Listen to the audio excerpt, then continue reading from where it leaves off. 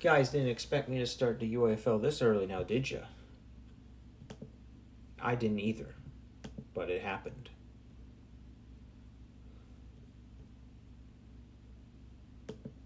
Welcome to the Ultimate Access Football League. What's this? I got a notification. No. Show me that notification.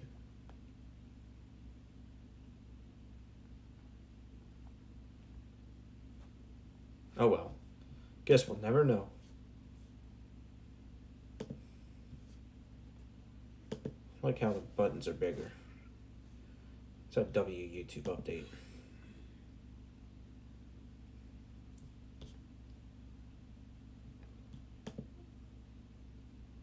Is it not working? It says it's live.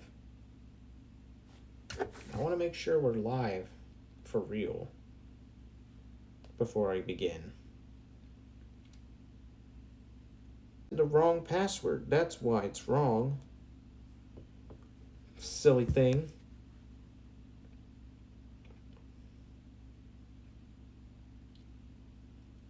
But I was saying, my password ain't no 7-digit. It's for a Wi-Fi password.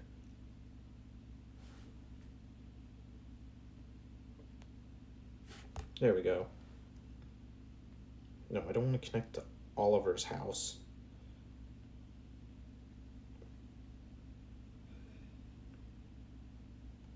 Okay, so this is working, so I need to figure out why I can't see the stream then. Okay, so this is working, so I need to figure out why I can't. Because we're live, but for some reason I can't see the stream. I'm trying to figure that out before we begin so that I can actually make sure that everything's functional. I know Twitch will be functional, but YouTube is usually the one that just doesn't work half the time. Okay, there we go. It says it's excellent connection now.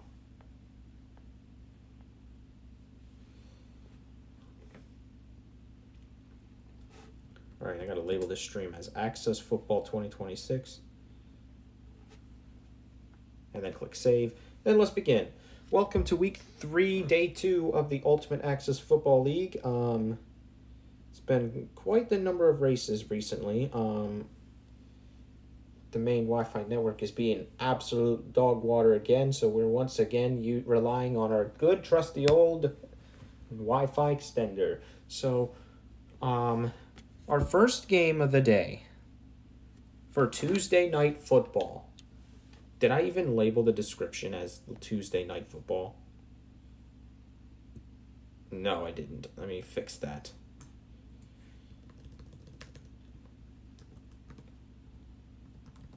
Still said Saturday from yesterday, or from last time. All right, so our first game is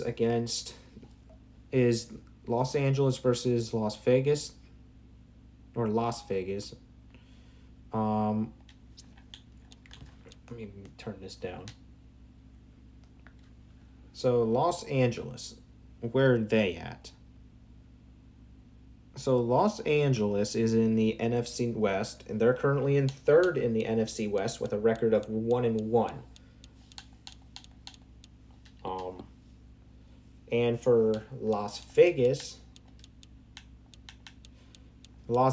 is from the AFC West, and they are currently in 1st in that division with a record of 2-0. So, a lot to play for here.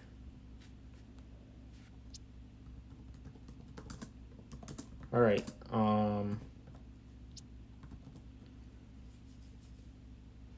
All right, so I'm checking the weather now so that we know what to expect. What time is it? It's currently 6.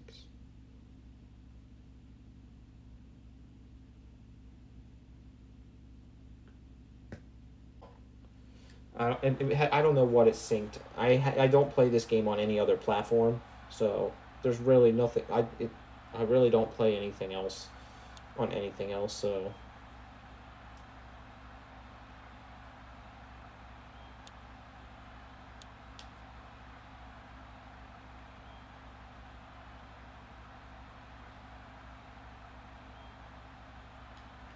all right, here we go. It looks like the Los Angeles Tide is going to start this game off for us. This game is expected to end at 10:45 p.m. Eastern. So it's actually going to be only 7:45 if you live in where both of these teams are located. So this is actually good for you guys.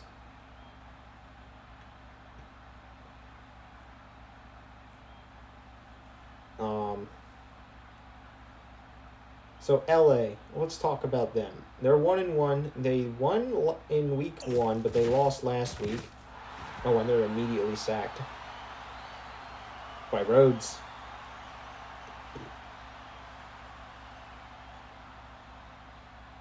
I mean, it's very rare for a city like Las Vegas to have rain. So consider this an unusual game. Go!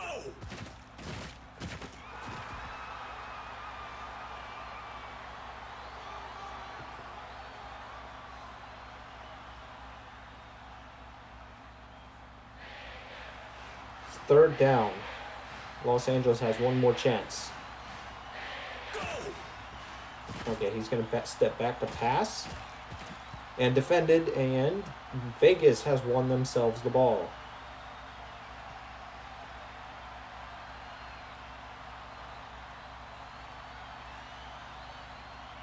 I don't know how Vegas is going to play because I don't know if they're used to the rain or not. Because, again, it's Las Vegas, so you already know it's a desert. It's a desert state, so who knows how Vegas, just like Arizona as well. I mean, both of these teams don't really get too much rainfall, but they seem like they're playing the same way they would like before. All right, 31 gain for Schneider here.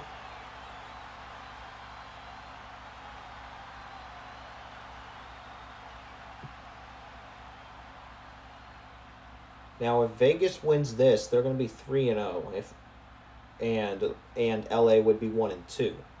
If Los Angeles wins, they will be 2-1, and if Los Angeles wins, both teams will be 2-1. Incomplete. Defended.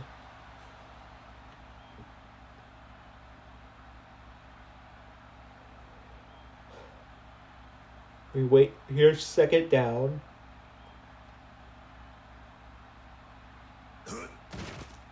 Here's Webb.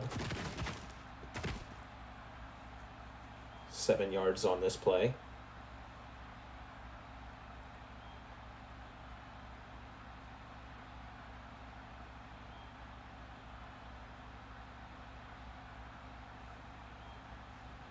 Tonight.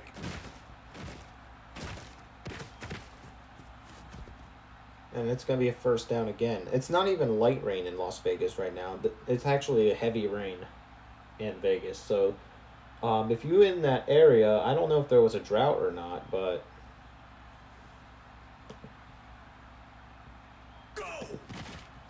that could cause some flooding. So we should be cautious, or you guys should at least be cautious.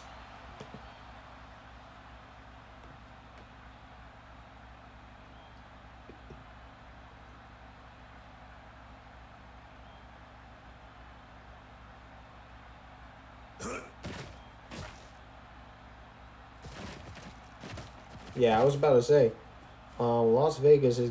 I've seen news articles on the weather in Las Vegas.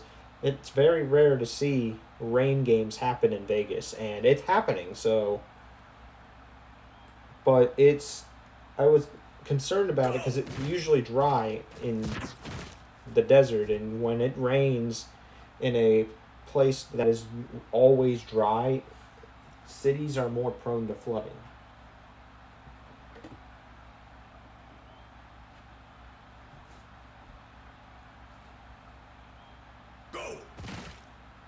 Here's a run. It's 1st and goal. Now it's 2nd and goal after the loss.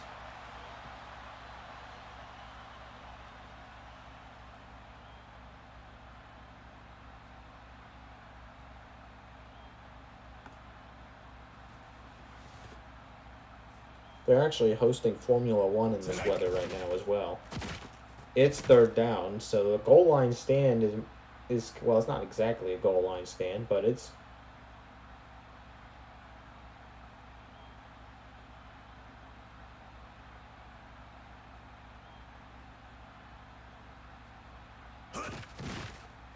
And ooh, is he in? No, he's not.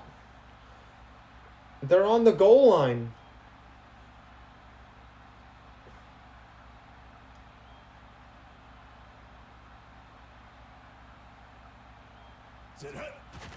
And the field goal is good by barely though.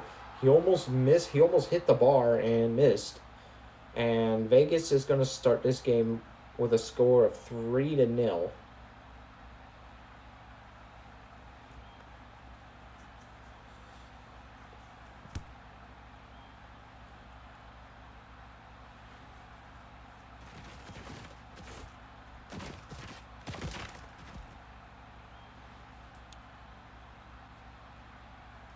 And I want to say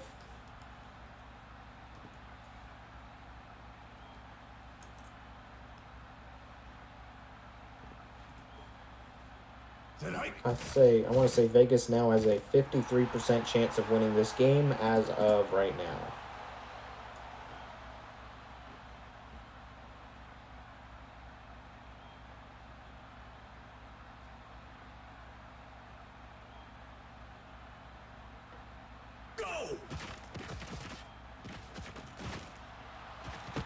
Oh, that should have been picked off. This is good. This is a huge gain here. Offsides. Defense number 75. The penalty is declined. Result is a first down. So LA will get that gain.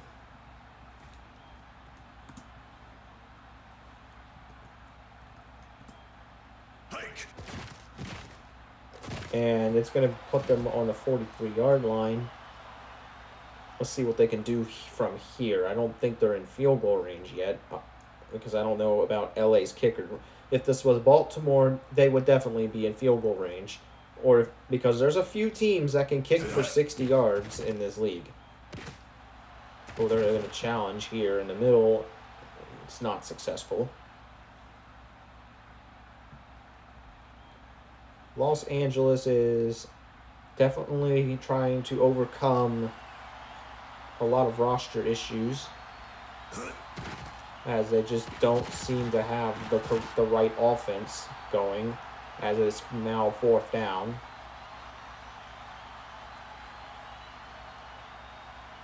We'll see if they go for the field goal.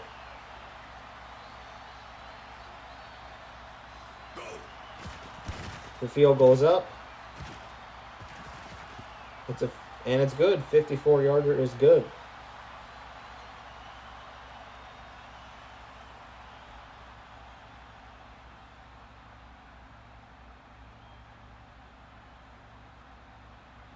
And it's a tie game once again. Both teams now have an even shot at winning this game. We definitely, Vegas has definitely kicked off the season in the right path. They're 2-0 right now, undefeated right now. They're one of the, how many teams? There's a bunch of teams that are still undefeated. There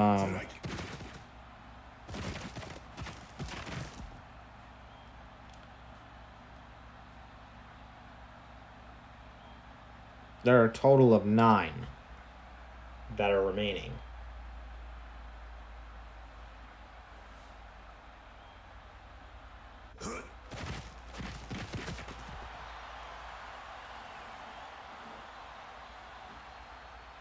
And 9 is a pretty sufficient number because that's less than a quarter of the league. So, but not by much. Los Angeles does get the stop here, and they will get the ball once again as the rain has proven to Vegas that it's going to be challenging for them because Vegas is not used to getting a whole lot of rain. It is a dry place. So Vegas has got to figure out how they can take on Los Angeles, who should be a little bit better at the rain than Vegas is.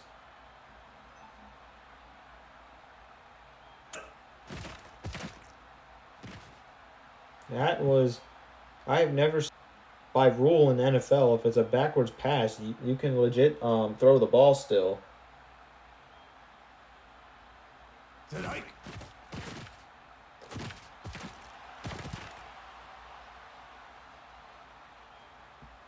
third down. This might be a defensive showdown.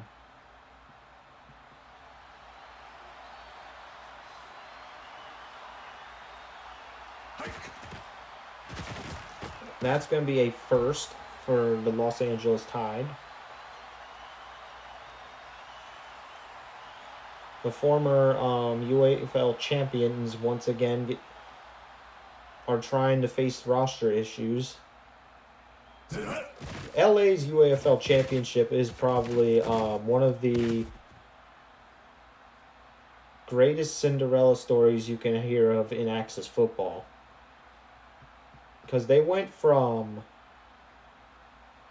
nobody to somebody. They ended up winning the playoffs in the UAFL. Then they challenged the winner of the XAFL and won. So they are definitely... That Cinderella story will be a story that Los Angeles will be able to tell for generations to come. But right now, they got to focus on now. What will they do now? It's the second quarter now. This is incomplete. It's fourth down.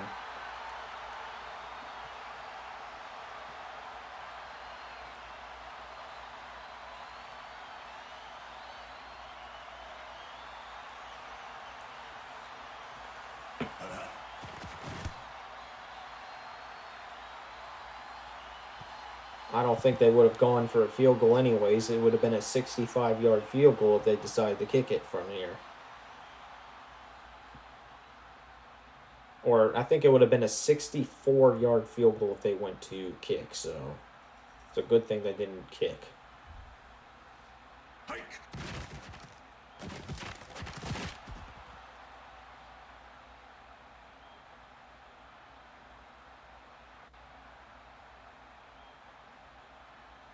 I think it was 65, actually.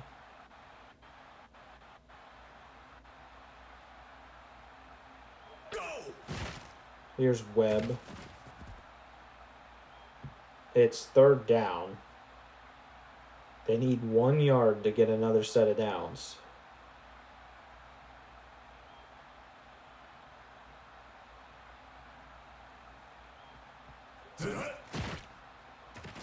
And it's going to be nothing for them. It's going to be a 3 and out as LA gets to stop it once again, as Vegas's offense has fallen apart due to the weather.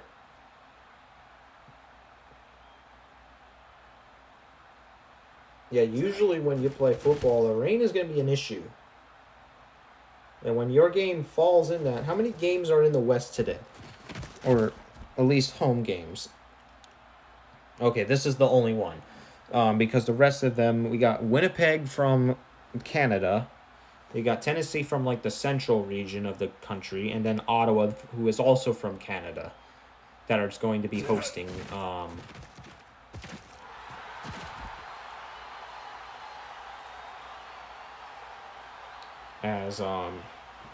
Coming up next, Toronto is going to be taking on Winnipeg in a all-Canadian matchup.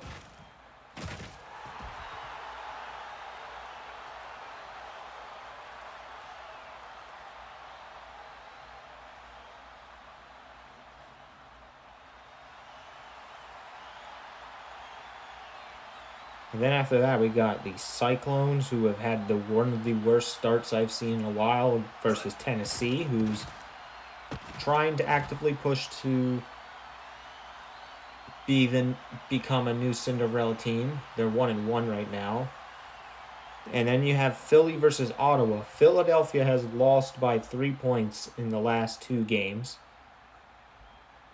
So don't count Philadelphia out just because they're 2-0.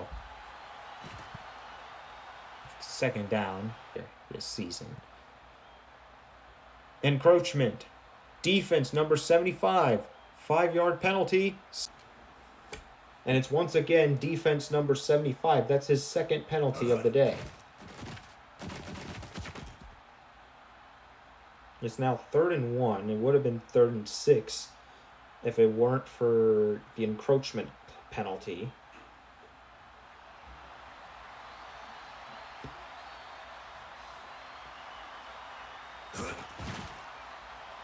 And they're going to get the first down here. And that should put them in field goal range as well. As a field goal from here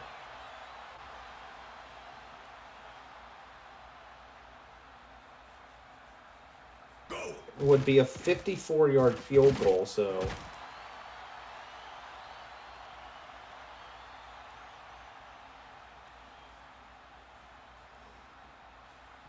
they've already made a field goal from beyond the 50 today, so LA might score here, even if it is only 3 points. It's going to be another gain of 4. It's 3rd and 5. LA's got one more shot before kicking a field goal.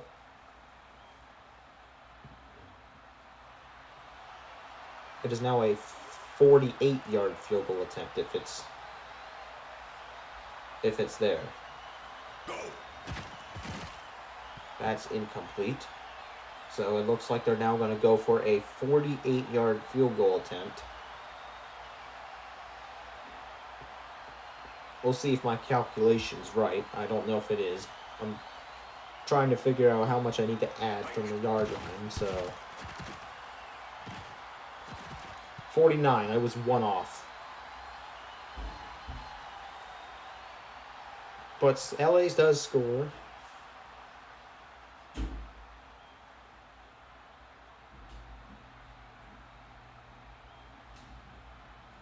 So I guess I have to add 17 to the number rather than 16. All right, with that field goal, that puts LA's chances of winning at 56%, while Vegas's chances of winning is now 44%. But don't count Vegas out yet. It is a new drive. We're getting close to the end of the quarter. False start. Offense number 76. 5-yard penalty. Still first down. And Vegas is the only team that has been called by penalties all game so far. This is their 3rd penalty already. Penalties is what's killing this team so far as well.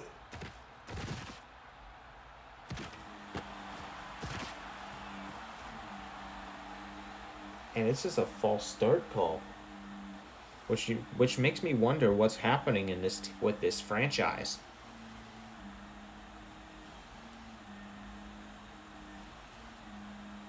I mean, they weren't. They might not be ready for the rain. I don't know.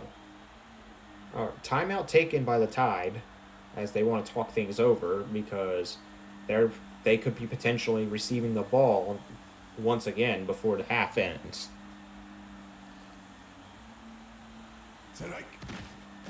All right. Intercepted by Williams. Los Angeles has picked off the ball, and they get the ball at the 36-yard line.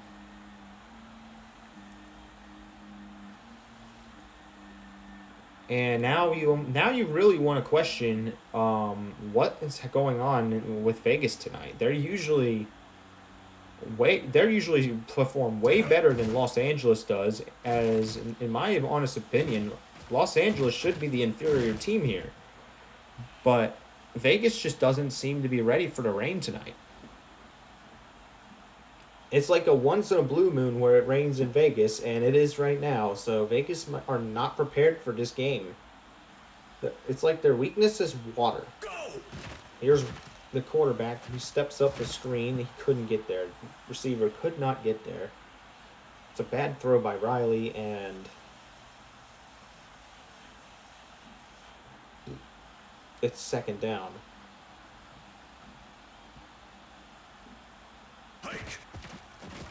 Oh, here's a sack.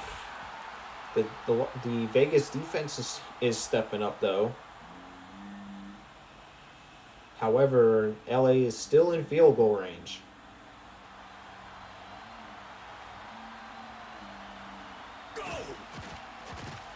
He steps up to pass, but it's defended very well. And it's now going to be a 47-yard field goal attempt coming up. He's already made a 48 and one beyond 50. Here comes the 47-yard attempt.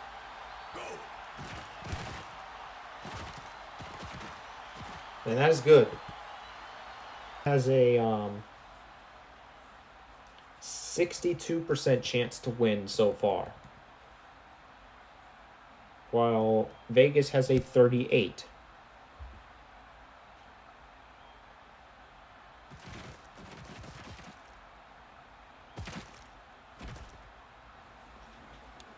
As the score is now 9-3. It is a one-possession game still, as the only thing we've seen from both teams is field goals, as both of their offenses haven't really been capable of getting past the rain. I mean, it's kind of typical for Western teams to not be able to adapt to rain, because with the exception of teams like Seattle and Vancouver, because it does rain up there.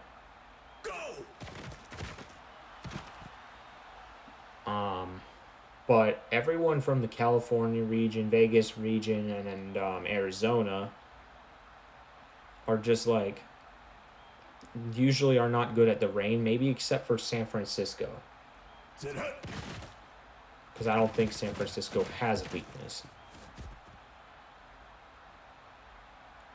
I haven't seen Arizona play a rain game, though, so we don't know if their roster is up to par with the rain. And Colorado doesn't really count, though.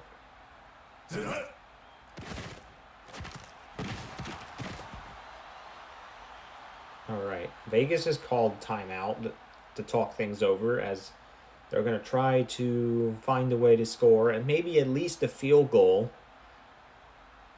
There's 55 seconds, so they can try to get a touchdown, but I don't think he crossed the line. Timeout taken again. Matter of fact, I think he lost a half a yard.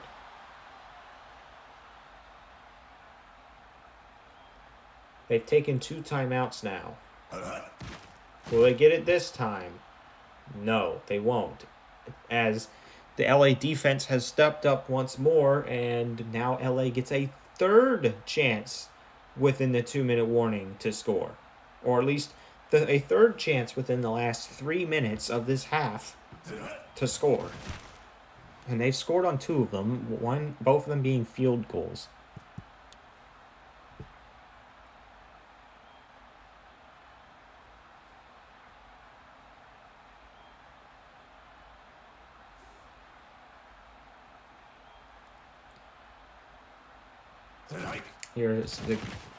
Here's Los Angeles. They're going to get it first here.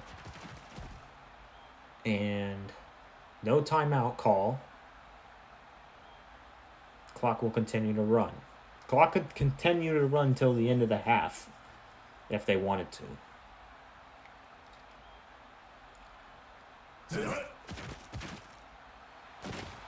Oh, it's picked off.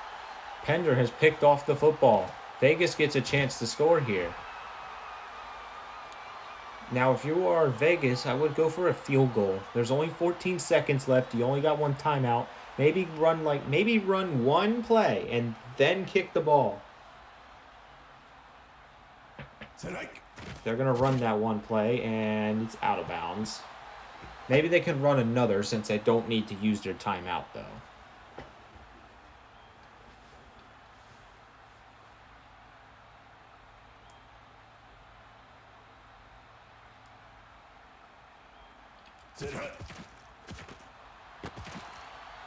Forward yards and timeout called.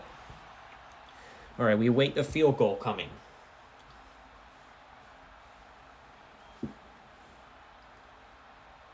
Here is Vegas. This should be a routine 44-yard field goal. It's good.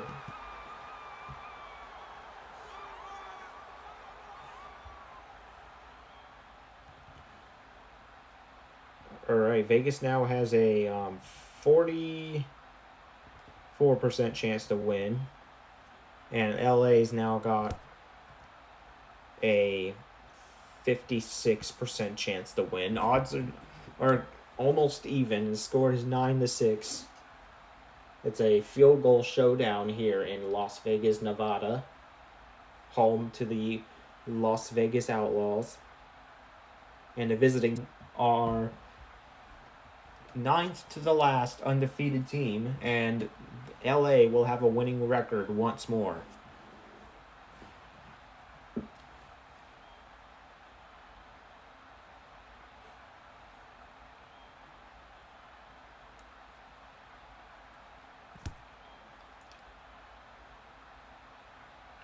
All right, so Vegas will start the second half off.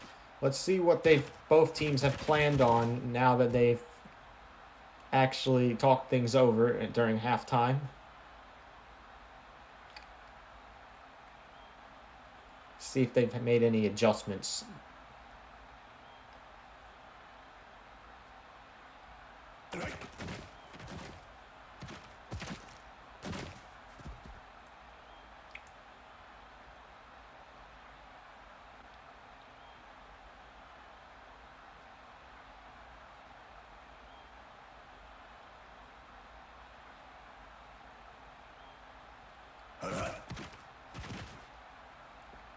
All right, here's Vegas. It's caught by the Vegas defense or offense. I'm sorry. Vegas is starting to warm back up now that they've it's no longer the first half. No injuries yet, and still no penalties against Los Angeles either. Oh, that's a brilliant catch right there. He was a second off from being sacked, and he was also another second off of being picked. So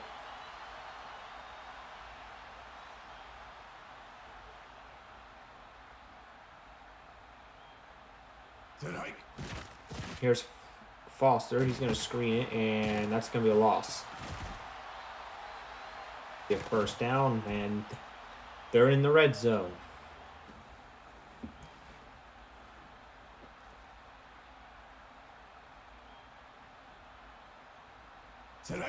Here's Foster. It's going to screen it. Chance to score here, and it's going to be a 3-yard gain on the play. Vegas is either going to take the lead or tie this game right on this play.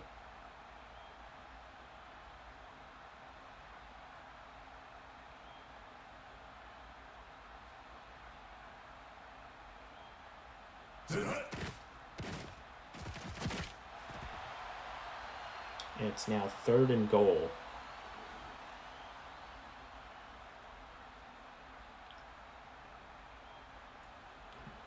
Los Angeles might pull off another defensive stop. Let's see what happens here, and it's a loss of 2. And we now have a 23-yard field goal attempt coming up. Should be easy, right?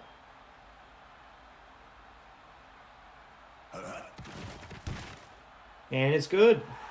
This game is once again tied. It is now a 50% chance for both teams to win.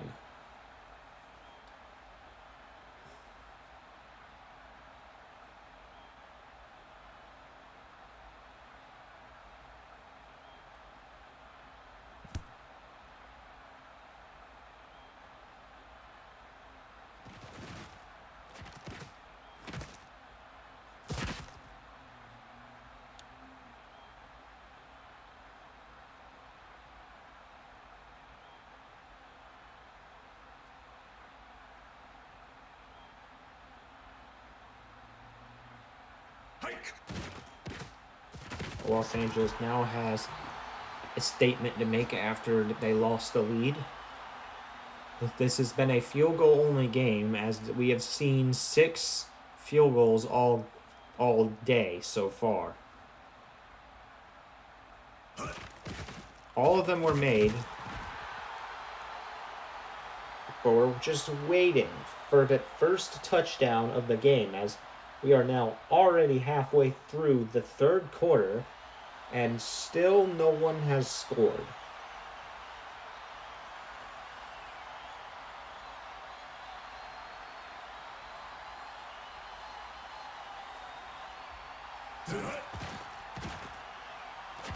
And that is caught by Becker for a first down. What it looked like it was going to be a punt was going to turn into a first down on the 48-yard line.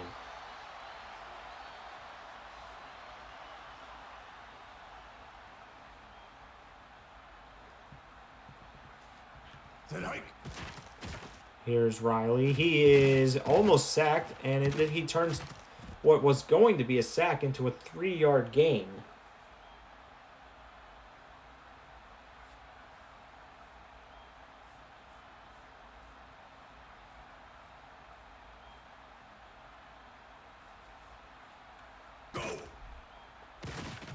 They get the block. He's wide open, and it's going to be incomplete just in time.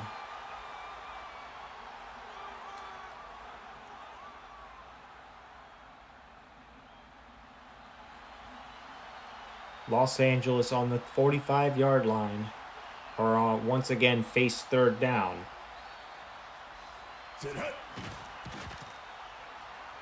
And it's incomplete.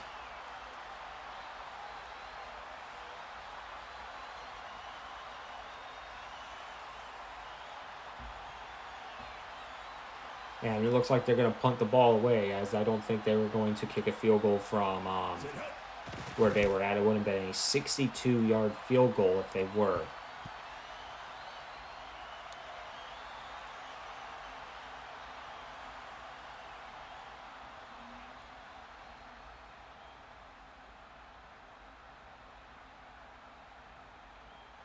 Vegas once again gets another chance with the ball. They could take the lead on this drive if they play their cards right. 6-yard gain on this play.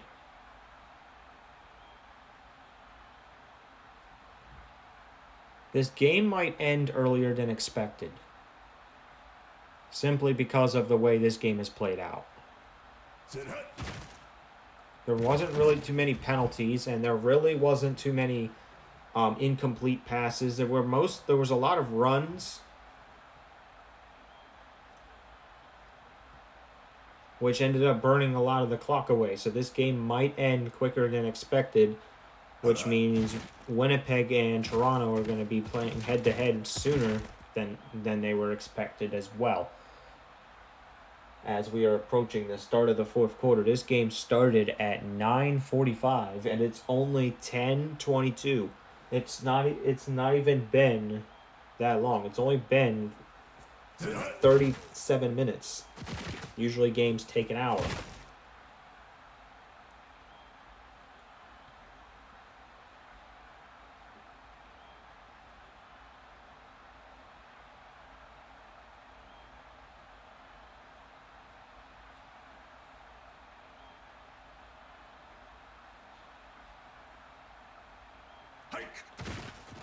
Second and 5. It's going to be a 3-yard gain here. I think both of these teams' problems is that they try to run through a defense that is really good at stopping the run. I think to beat teams like Vegas and LA, you need to be good at making deep passes, and who's going to win. It's 9-9 right now.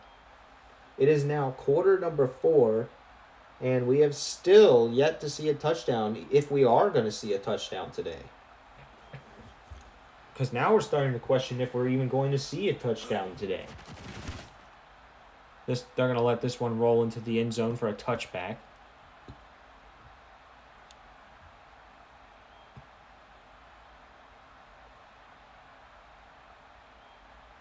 As Los Angeles weren't looking to return this one.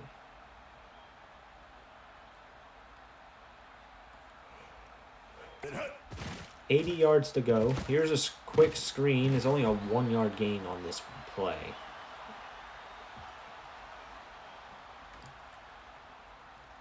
It could come down to whose defense is giving up first.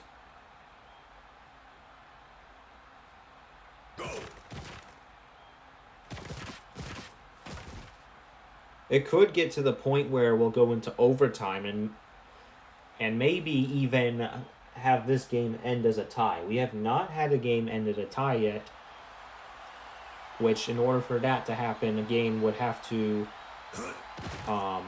the original overtime period would expire. It's 4th down, and Los Angeles are going to punt from the 20-yard line. They've gotten absolutely nowhere in this drive as the Vegas defense perfectly executes this drive. This punt's going to land around the 25-yard line. And LA will get the tackle at the 40. So they got good. Here's Foster. That's going to be a loss of 2. And they're back to the 40-yard line once again. This defense right here is doing the same thing Vegas has done so far. If they get another stop here, it's going to be exactly the same. That's what we just saw. This is what I'm talking about. It's like watching marbles race. They're going to look to pass. They might get it. Oh, it's picked off. It's intercepted by Morgan, and Los Angeles has not only made the stop, but even gotten the football. And now LA's got good field position.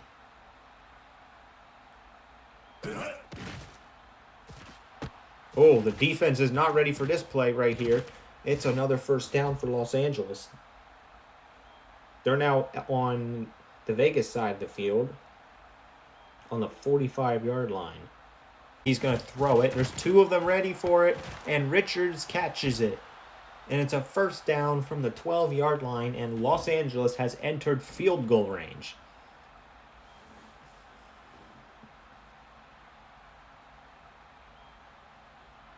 And it would also be an easy field goal as well from here.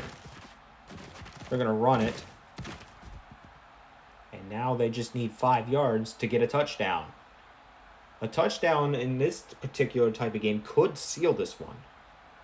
Unless if Vegas finds a way to score another touchdown as well. 2nd and 3. And he's in. Touchdown, Los Angeles. The first touchdown of the game is going to the underdogs as Los Angeles has scored. It's 15-9. It's about to be 16 to.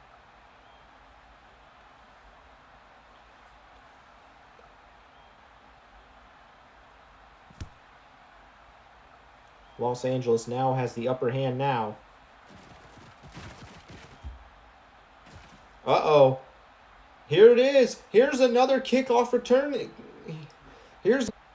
That's only the 2nd kickoff that has been returned for a touchdown this season.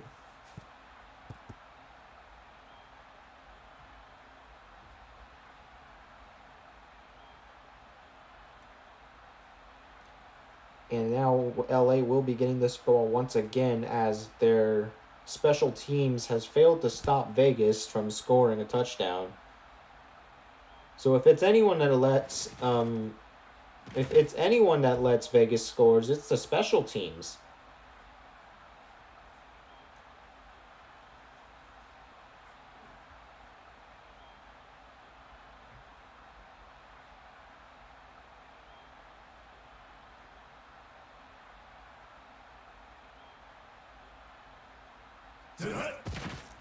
Here's Simmons.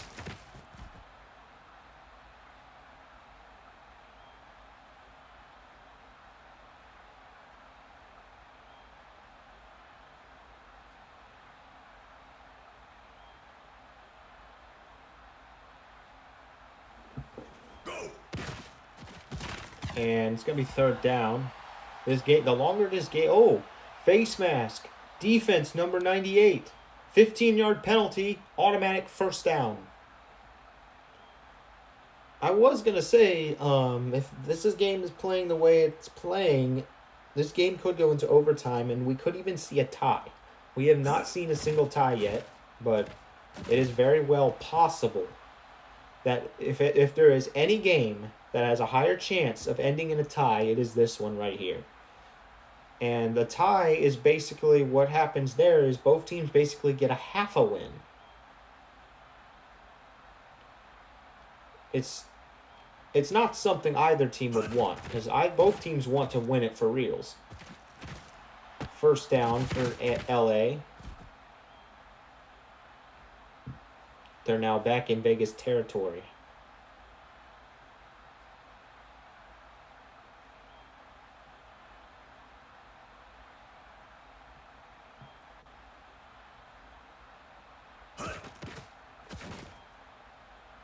Ooh.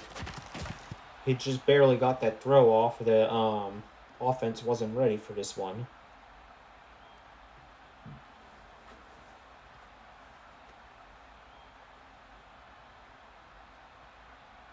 If it does go into overtime, the game will... Oh, encroachment. Defense numbered 56. 5-yard penalty, still second down. This is Vegas's 5th penalty. And Los Angeles has still not gotten flagged once.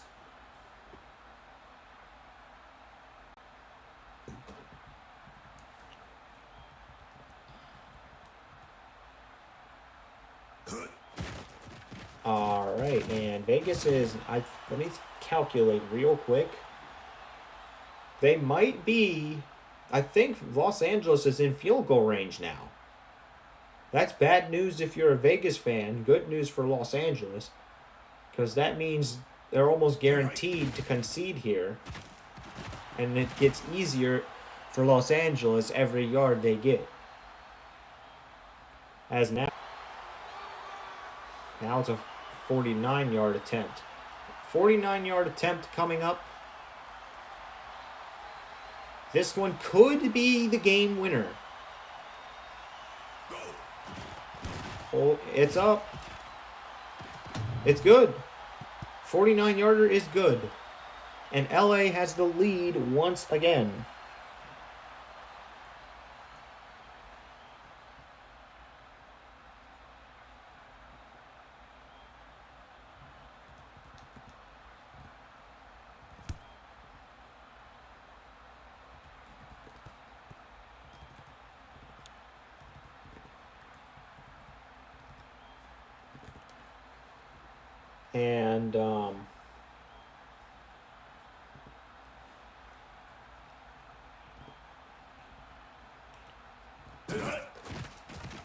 And LA now has a 72% chance to win this game.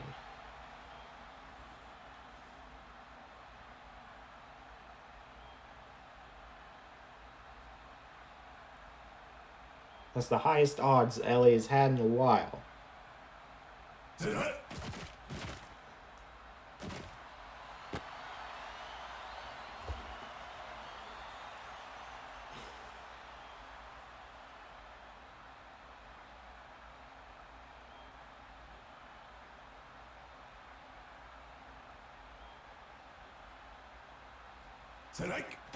Here's Foster. It's 4th down. I might expect Vegas to kick, or they might go for it here. Vegas will go for it as their offense has struggled all game. Now, for Vegas, they only have an 18% chance to win this football game right now. Because Vegas is now in field goal range. Las Vegas is in field goal range, so the odds of that could increase once again if this field goal is good. They gotta watch out though. They need 1 yard to keep this one going.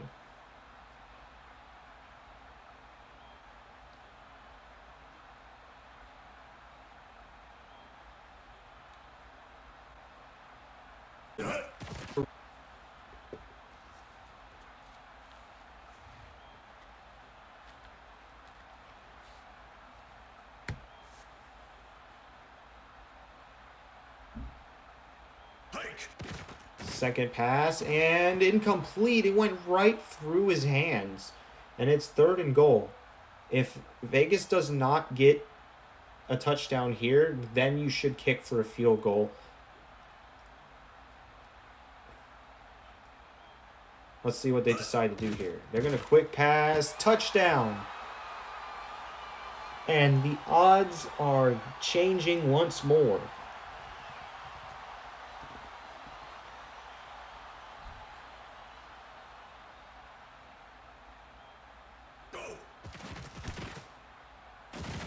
The score is now 23-19.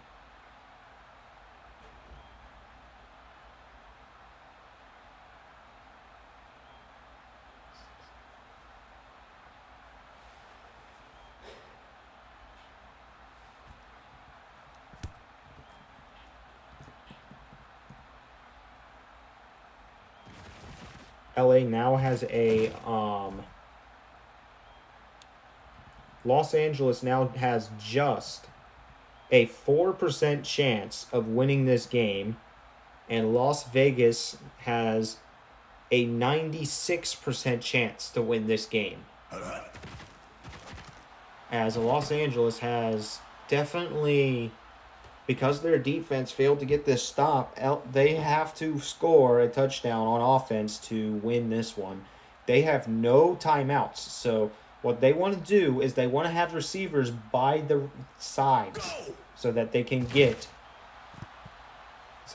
run out of bounds whenever they need to stop the clock from running. Because they only have 20 seconds to work with.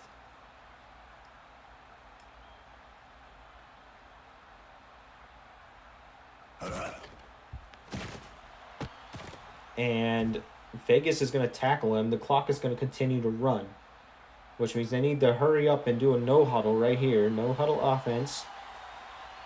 This might be the last play of the game. They're going to spike it.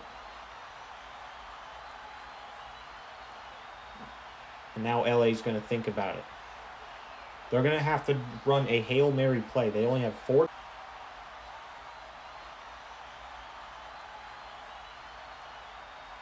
Alright, let me input the scores real quick. That was a pretty good game of football.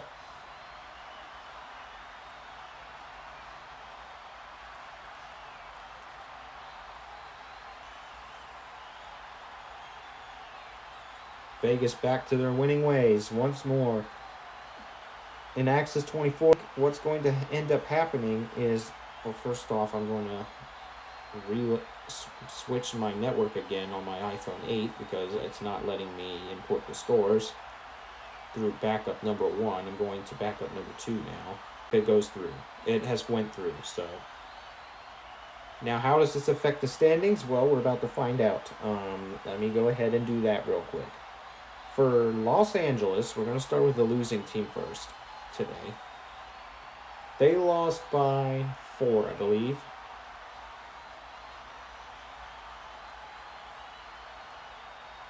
Los Angeles will be in first place in the AFC West. They're now a game ahead of Denver, so they will be staying in first.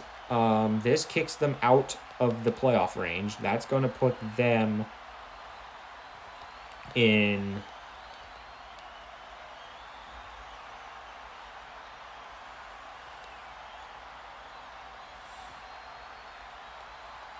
in 14th place.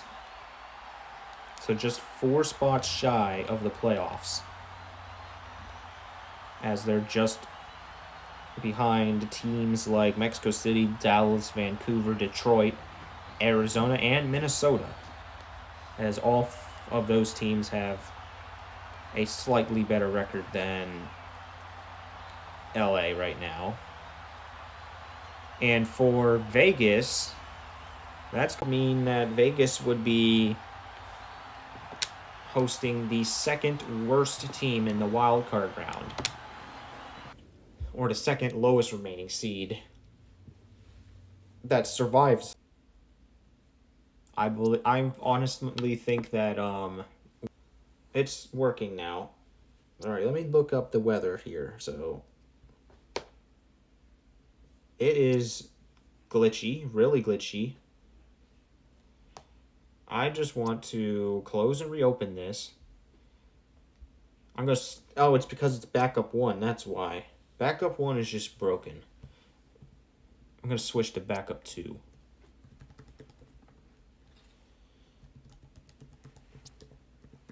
Internet, but others can. Don't know why, though.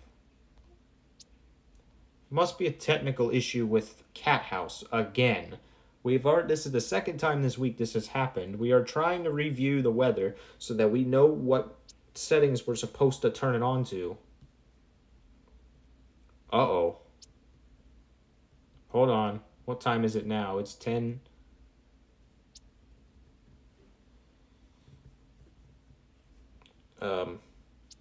This is all weird.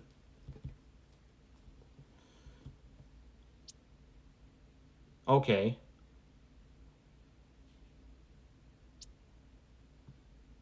Time is it? It's 9:45 there right now. Oh, you guys are in for a treat.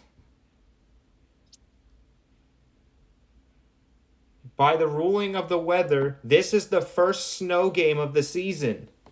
You guys get to see a snow game.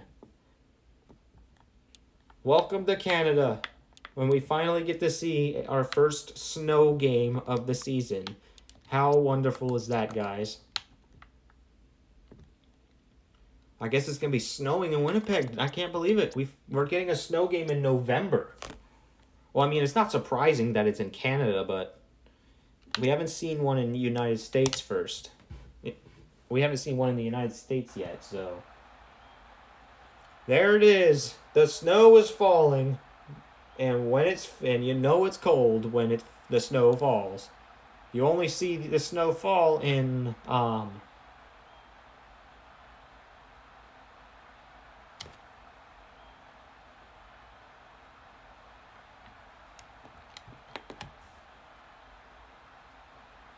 and here comes the kickoff. Welcome to Winnipeg, Manitoba, where the snow is falling. I don't know how teams are going to play in the snow today. Both teams are from Canada, so they should both be good. Well, I mean, at least Winnipeg would be. I don't know about Toronto because they're an expansion team. And let's quickly go over these two teams' records. Winnipeg is coming off of a win against Green Bay, which is very surprising because I was predicting them to lose here. And now they're playing Toronto, who is currently the worst team in the AFC North, as Toronto is 0-2.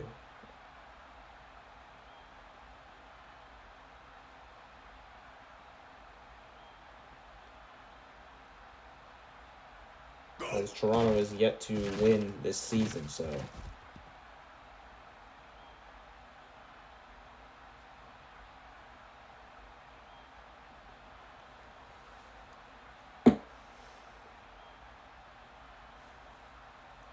So for Winnipeg, this should be easy now.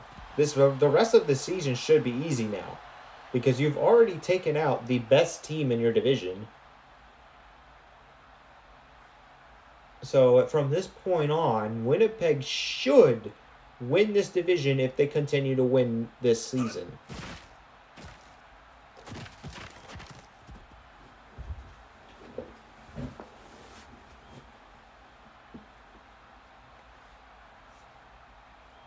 As the Devil Cats this is one of the best seasons I've seen the Devil Cats have.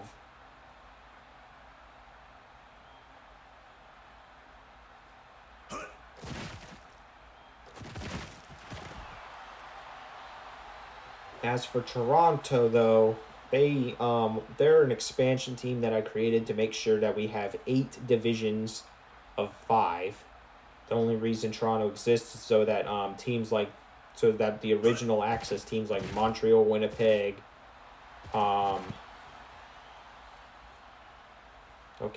holding, defense number 30, automatic first down, Or it's a 5-yard penalty, automatic first down. First penalties against the Wizards.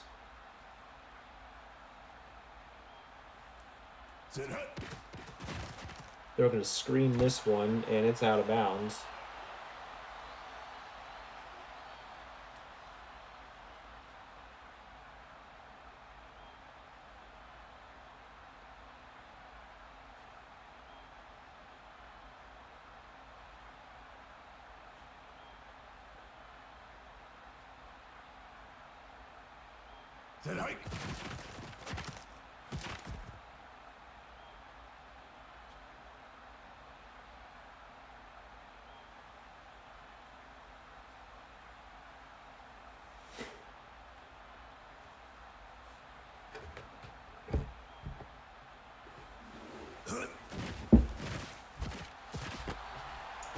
Winnipeg enters the red zone here.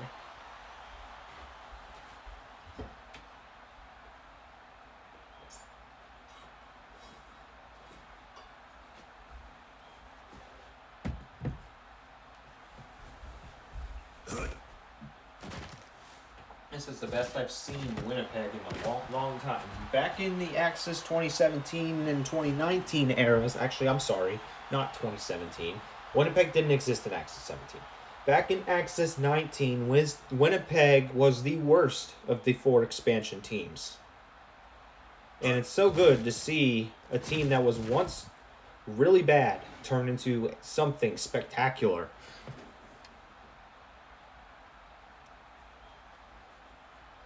It's like, same with basically almost all of them. All 4 of them are pretty good this season. Mexico City is good.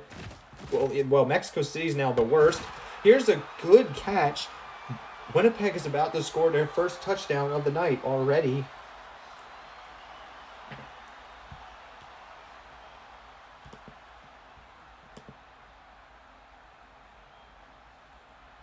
Here's Winnipeg on 1st and goal, and they're going to step this one in. Touchdown, Devil Cats. And the Devil Cats take the early lead here in the first quarter.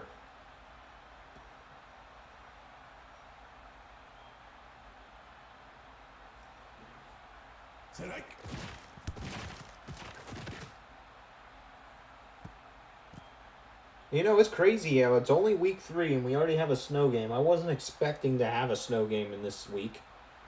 I was more predicting that to happen after week 6 at start of week 7, really. But we now get to see what Toronto's going to do on offense.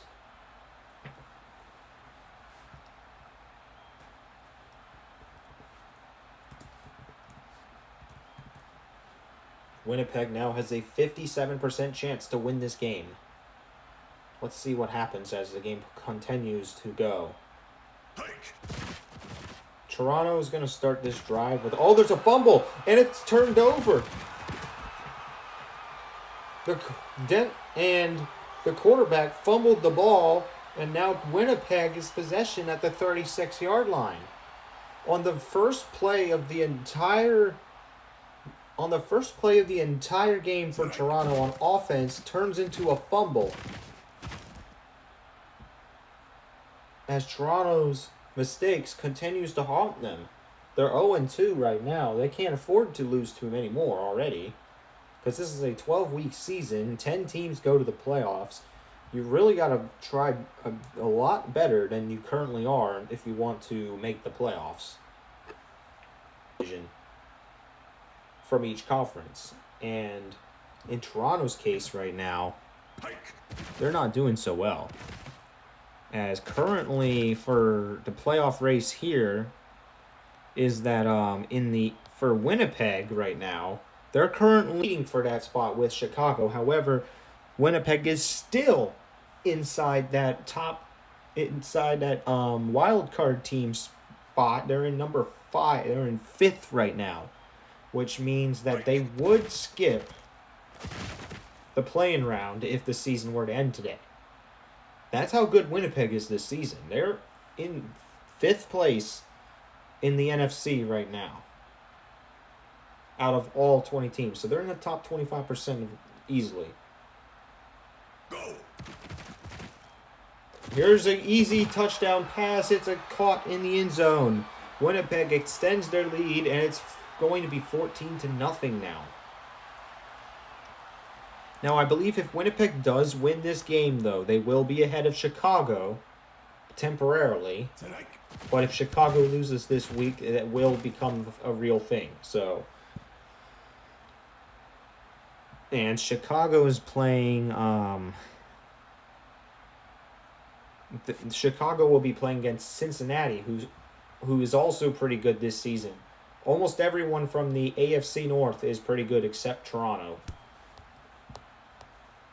So, anyone who plays against Toronto is getting a free win, basically. That's basically what I have to say. Same with Calgary, same with Edmonton, and same with Ottawa. They're all just not that good. They're not good compared to the rest of the league.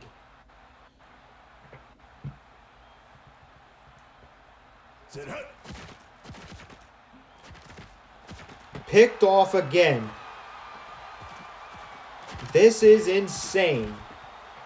Toronto has done it again. They have turned over the ball in one of their first few plays of this drive. And now Winnipeg is about to score their third touchdown of the quarter.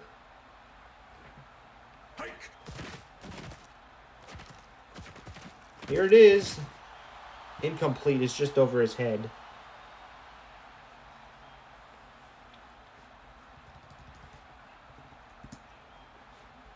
Winnipeg has a 64% chance to win this game now, and it might increase if they score again.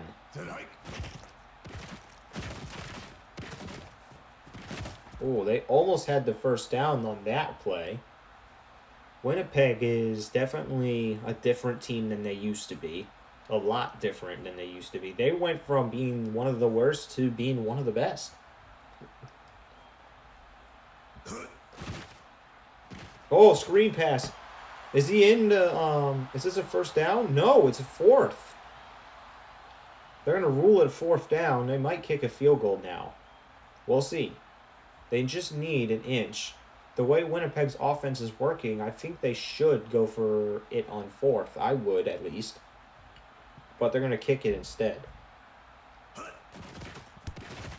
And it's good.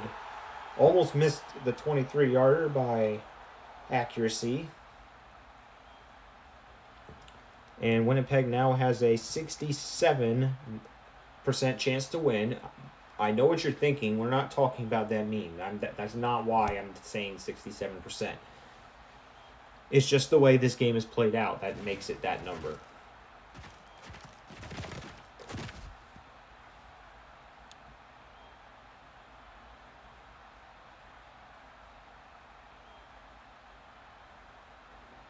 Toronto gets their possession of the ball for their third drive. They've turned over twice already, and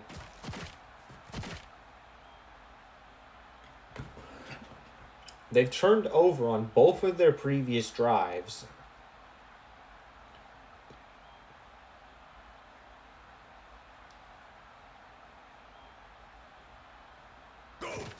Here's Singleton, and he's sacked by the defense.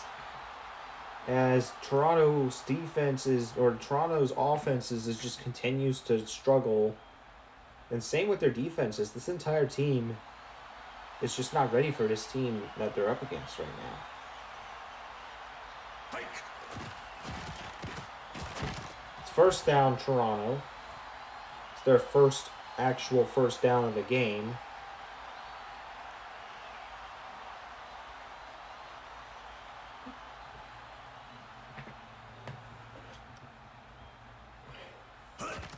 Here's Singleton again. He's the QB for this team. He's going to run it.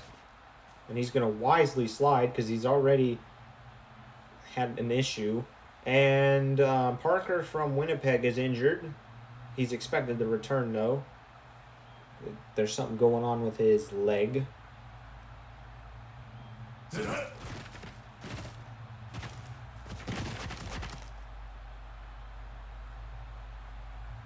Well, they got the first.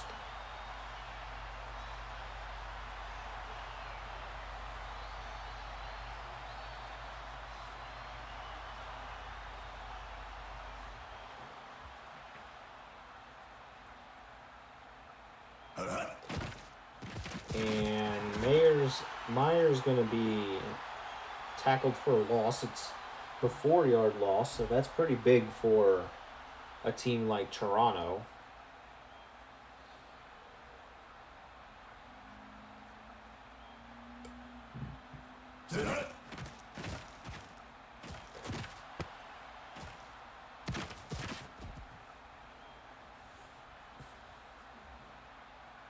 Toronto's going to get a first. Toronto might score here. They're looking for their first win, and now Winnipeg gets their first injury where a player will not be returning.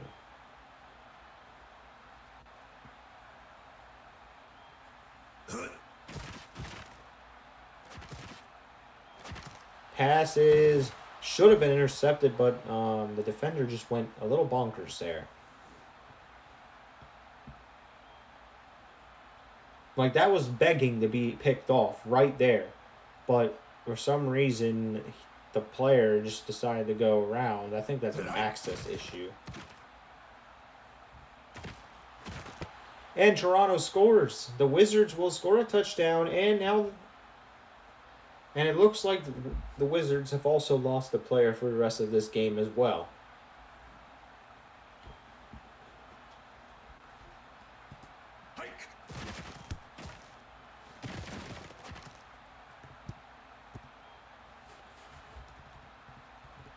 However, Winnipeg has 2 injured players right now.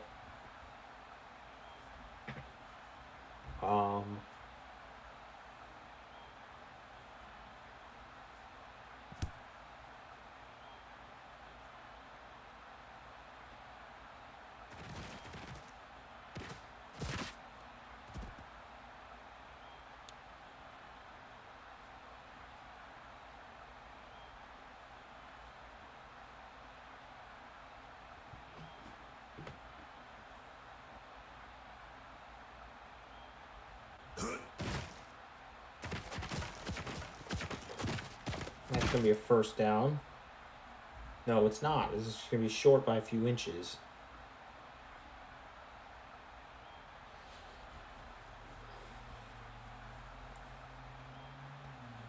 Devil Cats have really rebuilt this squad to be really good.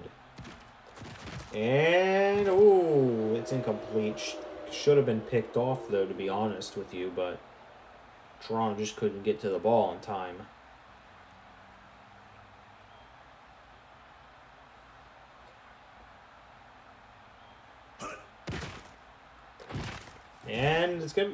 And it looks like Toronto has started to step up in this game as their defense has made the stop against Winnipeg. And the Wizards will get the ball and will have a chance to score a second touchdown to make it only a 3-point lead.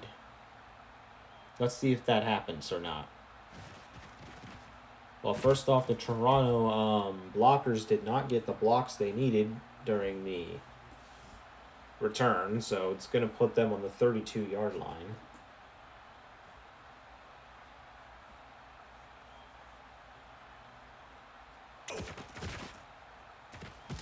Oh, there's a fumble. It's recovered. Toronto has almost fumbled the ball again.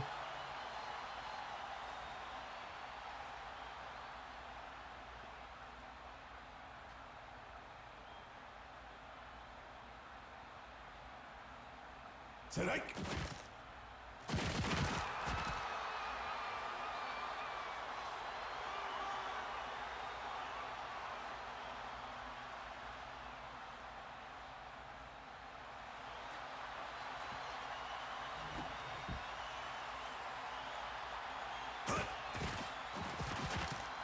And it's going to be second down, or fourth down. No, it's a first.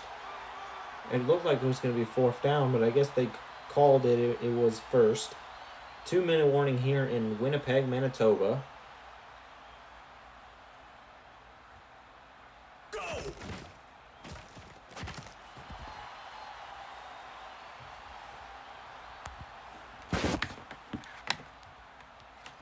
Alright, making sure my phone's charging.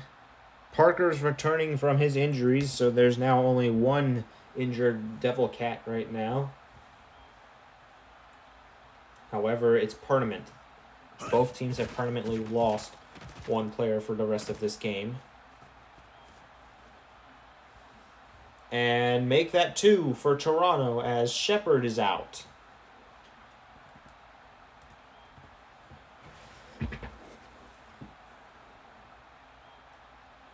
Go! There was no injuries in the Vegas game, but there's already been 4 that have been injured in this game so far. One of them has returned, as it was a very quick and short injury. Okay, we're charging. Because sometimes... And it's the second interception thrown by Singleton.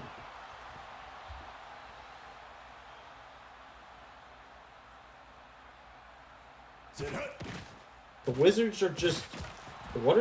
I don't know what's up with the Wizards when it comes to offense. They just don't seem to be really ready for a team like this. This is one of the best teams in the NFC North. They're in second right now, so they still got to play Chicago, who's supposedly even better than Winnipeg. And for Toronto, I don't think they're going to make the playoffs this season.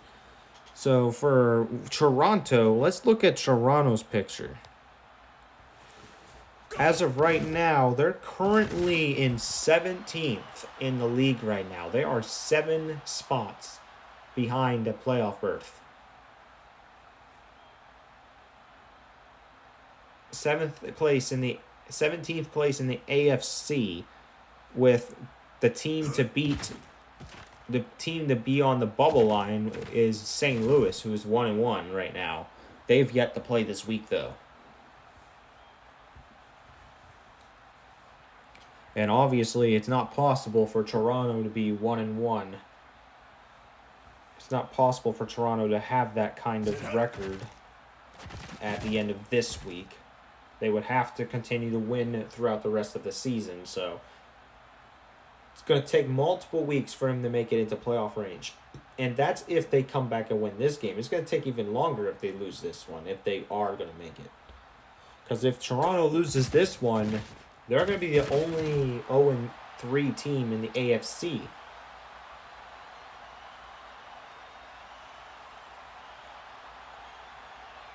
Which would mean that they would be in last place in the league if Toronto loses this game.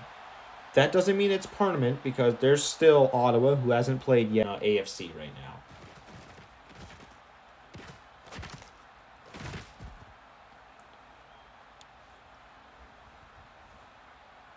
And I still want to make fun of Real Gouda Games for that, because he said his team was winning and becoming undefeated at the start of the season. I remembered his exact words in this Discord server, and that has not happened.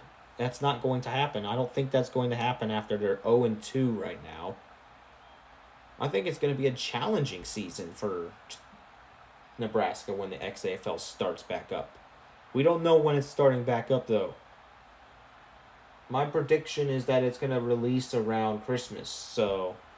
Or Access Mobile's going to release around Christmas, and then Devin's going to need 3 to 4 months to prepare the league for the next season, which would mean that the next XAFL season is expected to start in either anywhere from March 25th to April 25th. That's what the expectation is right now. Picked off. 3rd interception from Toronto. Or 3rd interception thrown by Singleton, and it's looking embarrassing now.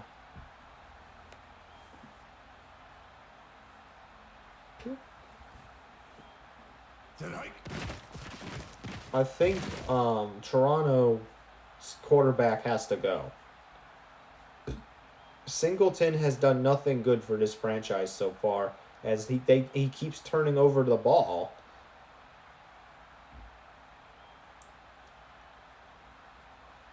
Either they can make the stop whenever they want. They don't rely on their offense to win games. This is a defensive team, just like the Baltimore Ravens Super Bowl winning team. Just want to put that into comparison. It's like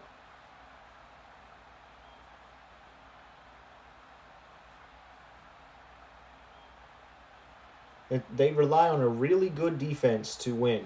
And here comes a field goal attempt from Winnipeg, and they will make this a 13-point game.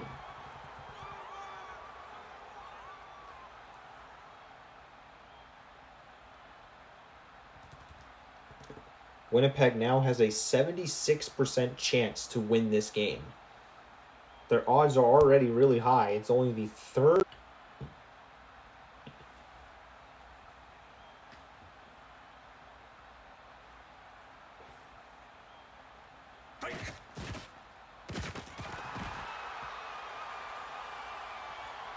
It's a tackle for a loss by Owen.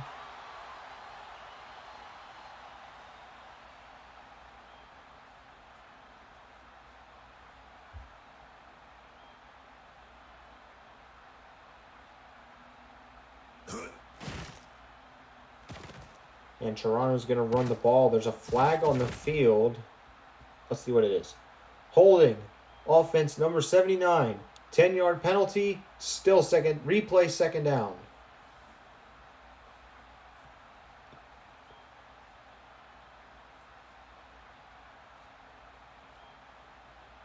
Wow. If anything could kill this team more, it's penalties. Now it's 2nd and 20, and it's even worse. They lose 2 more yards, and now they're behind their own 10-yard line. It's not looking good if you're Toronto.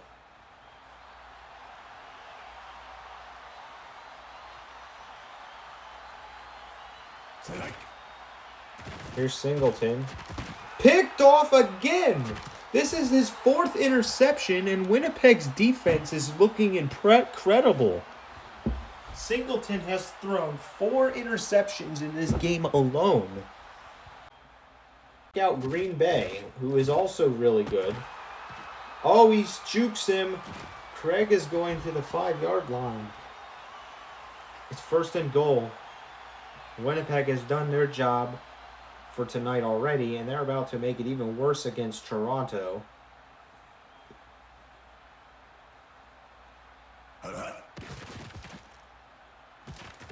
Oh, Brown's going to run it in himself, but he's only going to be shy of 2 yards after he slid.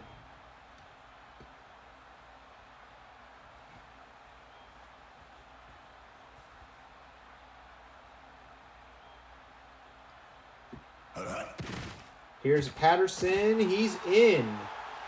The Devil Cats score another touchdown to make it 27-7. It's a 20-point lead for them, in fact.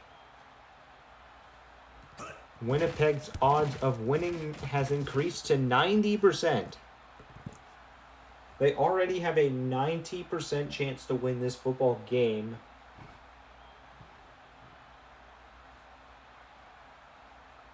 Simply because they have such a big lead right now. And because of how late we're in the game. It's the 3rd quarter. Toronto's running out of time to try to come back and win this one.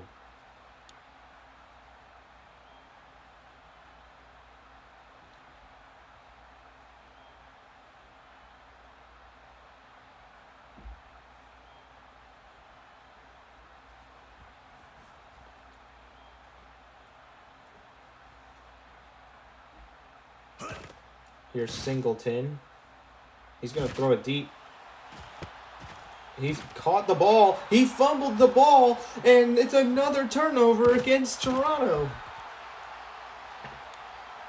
That is their 2nd fumble And now Toronto has turned over the ball 6 times today.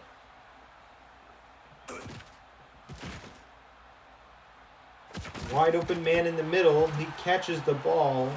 That's a huge gain for the Devil Cats, as this game has been all Devil Cats.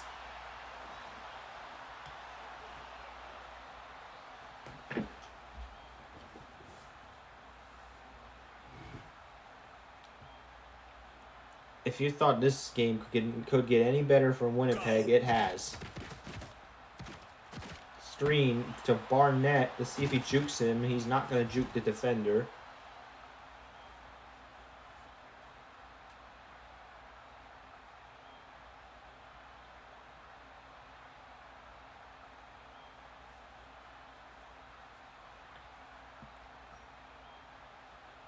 Hike. That screen's going nowhere.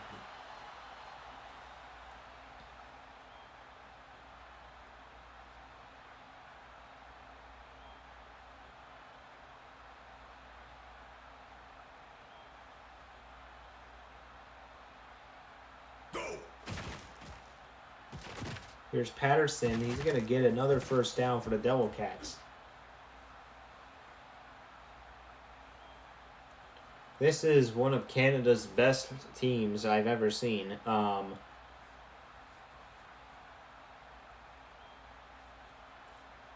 Set hike. Oh, they lost the ball. Toronto recovers. And and this is only the second time the Winnipeg Devil Cats have turned over the ball, as Toronto has regained possession of the ball here. This is the 4th fumble we've seen in this game, but 2 by both teams. However, now Toronto has to find a way to escape their own end zone, or they could be in trouble of getting a safety. Because you're facing a D that is so strong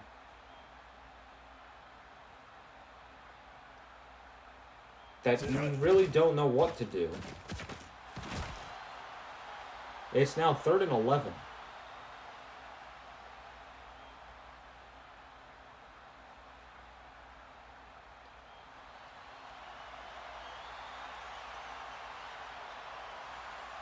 Set hike.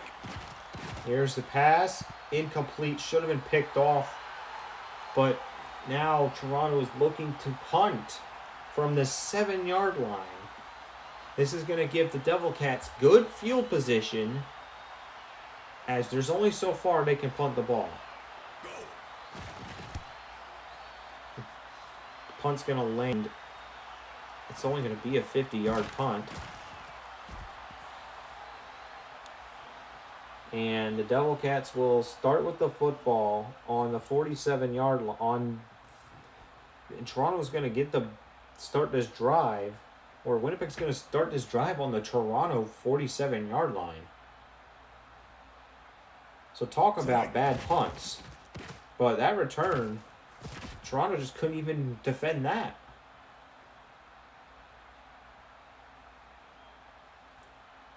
Second and 1.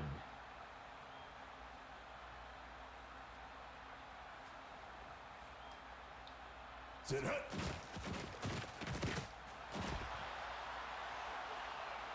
It's a first down.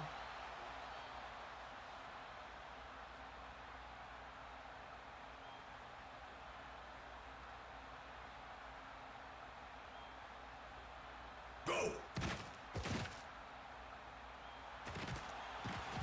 This is going to be swatted away. It's the 4th quarter now.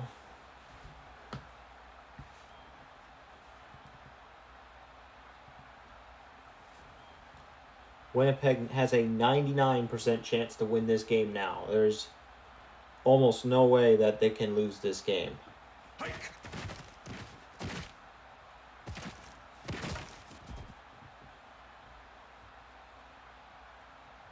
And Toronto loses another player. That is, Toronto's now has 3 players out. 2 of them are permanent. 1 of them might come back, though.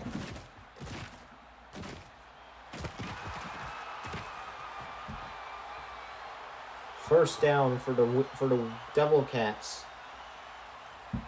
The Wizards continue to struggle here.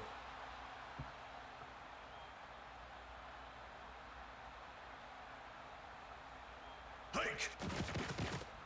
And, oh, there's a sack by the defense here.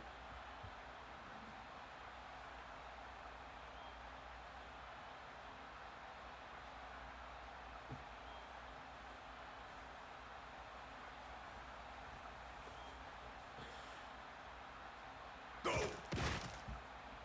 Here's a screen. It's out of bounds. It's 3rd and goal. If they do not get this, they will kick a field goal.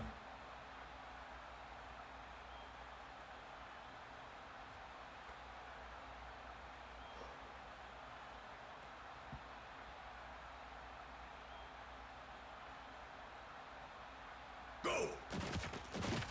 Here's a pass, and that's a good catch for a touchdown. And the Devil Cats extend their lead again. This is going to be a big loss for Toronto, a huge win for Winnipeg. As Winnipeg now leads by 27 points. That's a really good point differential to gain, as Winnipeg currently has a point differential of 13 already. So add that 27 to 13.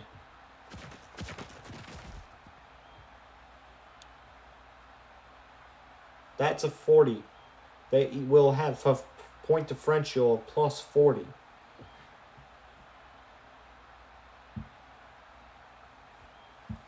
Is that going to put them in first? No, that's not going to put them in first in the league, as San Francisco already has reached the 60 threshold after just 2 games.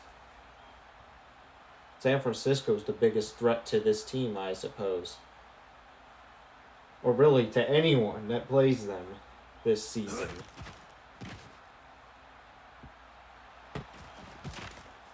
And good luck if you're a member of the NFC West, because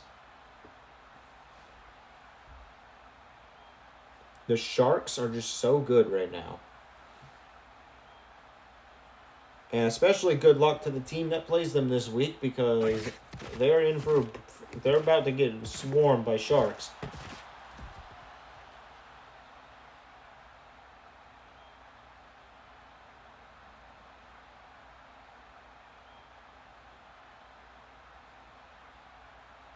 Oh, they've already played this week. I'm wrong. Sorry, guys. San Francisco's reached 60 points in 3 games. Caught by Cameron. Sharks are 3-0 right now. They are currently going to be 1 game ahead of Arizona if Arizona wins. The same with Vancouver, who has suffered their first loss. They're probably one. Here's Singleton. They're going to score a touchdown. They're going to get a touchdown back.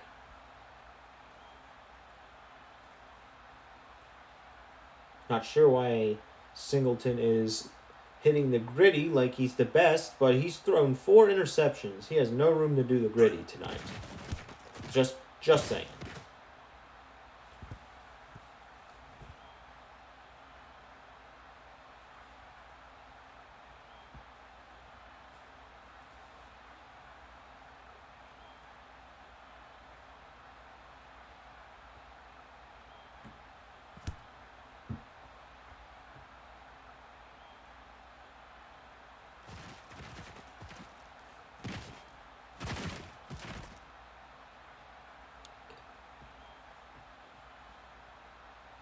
Okay, we're looking for week 4. I need to find this thing, because they're not in order because of the way I set the schedule up. It's like... So for Winnipeg, for Toronto next week, actually, they're going to Cincinnati to play against the Royals. That's who Chicago's playing this week. So Toronto will be watching how the Royals play. The Cincinnati Royals are going to be tough against Toronto as well because they're 2-0 right now. So it's like, what do you do? And here comes Washington from the Wizards, and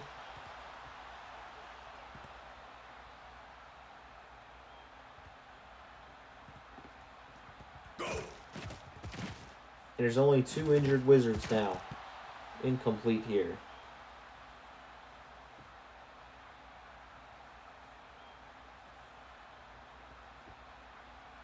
So yeah, Toronto does not have an easy week next week. They're up against Cincinnati.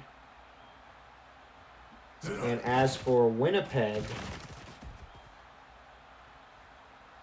they're going to be playing against they don't have an easy game either next week. They're up against Cleveland. They're going to take on the best, well, I guess the former best of the AFC North. They did manage to lose last week against Green Bay, but Green Bay's also a good team as well. I think a game between Winnipeg and Cleveland would be really good to watch. It'd be very entertaining because both those two teams are top-notch teams. And we're going to see if they're up to the task of winning against the Coyotes next week. However, if that does happen, though, Coyotes will technically have a losing record, I think. Actually, no, they won't because they're 2-1 right now.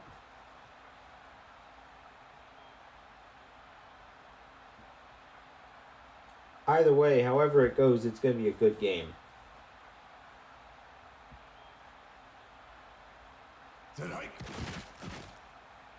And here's another touchdown from the Devil Cats. They've scored 40.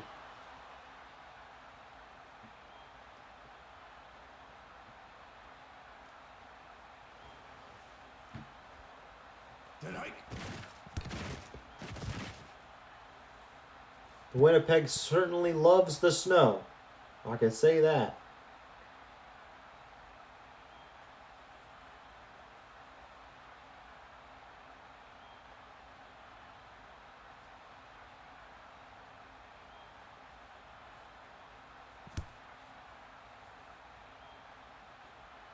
Toronto will return this from in their own end zone.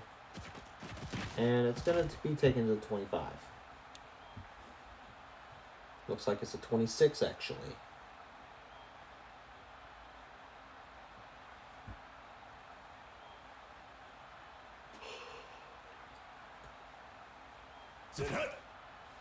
Here's a pass. That's going to be caught by Parsons. Winnipeg or Toronto, I think it's over. This game, I think, is over for the Wizards.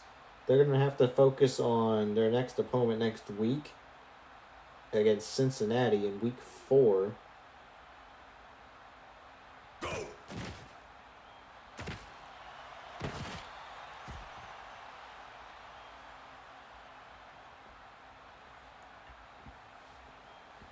As Toronto will be continuing their road trip to Cincinnati, Ohio, while Winnipeg will be playing the other team from Ohio right here in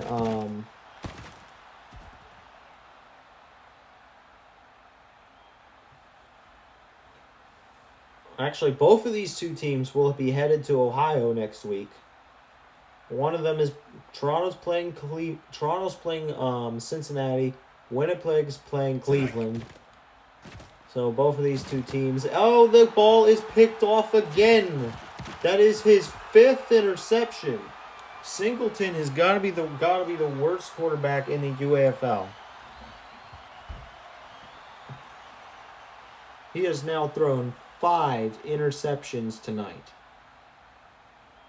Toronto has turned over the ball 7 times in this game, and this game is officially said and done. It's going to be a big win for the Devil Cats. It's something all Canadians are looking forward to from this region of the country.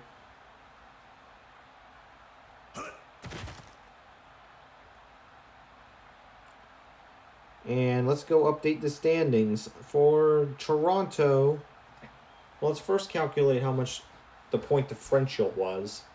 That is 27, so Toronto now has a point differential of minus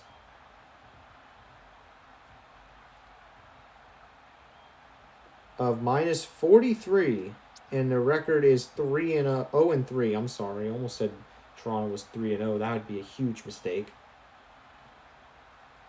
So they will remain last in the AFC North. If Baltimore wins this week, though, they'll be 2 games behind 4th.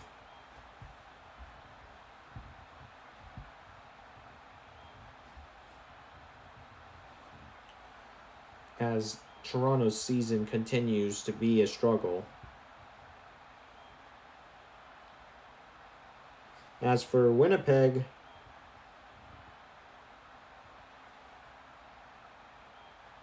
their point differential is now 40, plus 40, and they're now in first in the NFC North right now with a 3-0 record. Chicago would need to win by a huge margin to take down the Devil Cats, as I think Winnipeg is going to remain in first in this division even by the end of this week, unless if the Chicago Blackhawks gets a blowout against the Royals, which I do not think will happen, because Cincinnati's a good team. So I think the Devil Cats might actually stay in first place in the NFC North. All right, let's go update that. Winnipeg is going to go up to second, actually, because I think their point differential is better than both Montreal and Atlanta's.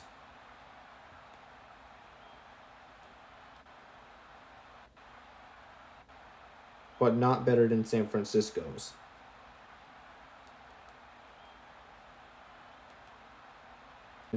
This means that now I got to figure out where you guys go, because you're not a division leader anymore.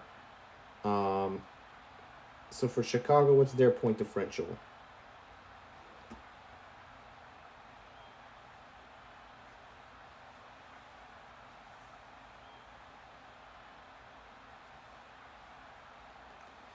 Well, Chicago's point differential, I'm still looking that up because I accidentally pressed the wrong button.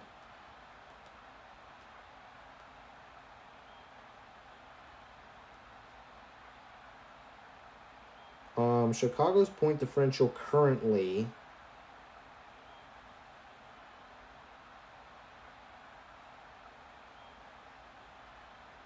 is plus 14. So I gotta calculate. So the only other team that is still 2-0 in the NFC is New York.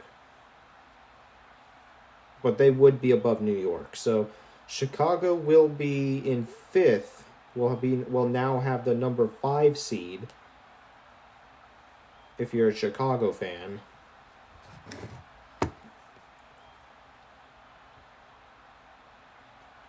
As Winnipeg now has the number 2 seed.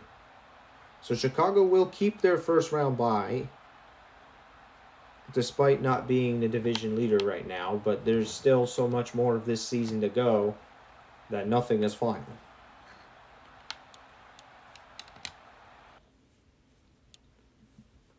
All right, we are now moving on to game number 3 of the day. Kind of surprised Winnipeg got scheduled for Tuesday. They're such a good team. They're probably not going to be scheduled for that much more Tuesdays next season, so. All right, our next game is Oklahoma City, who is one of the worst teams in this league. I have to admit that by watching them play. It's just like watching them should be better than Winnipeg or something like that, but that's not true. Winnipeg is 3-0. An undefeated Canadian team. I think these ratings are all wrong, just like they are every year. Like I've been paying attention to how good certain teams are, and these ratings are always wrong every year.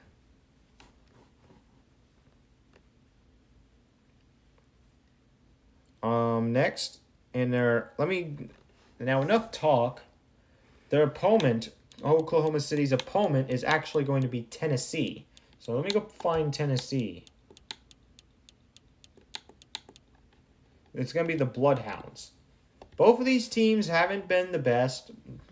Bloodhounds have had more success than the Cyclones recently, but all time, the Cyclones were way better than the Bloodhounds in the history, at least.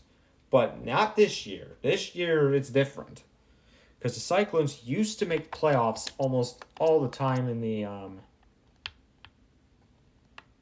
XAFL and in the older versions of the UAFL as well. Whenever we were using Axis 19 and Axis 17, the Cyclones were actually good. All right, it's time for me to review the weather once again. This time in Nashville, just so that we can get a feel. It is currently 10:43 in Nashville.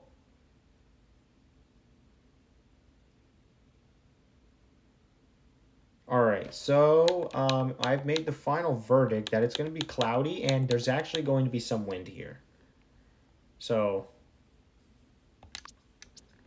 without further ado, let's start the third game of the night.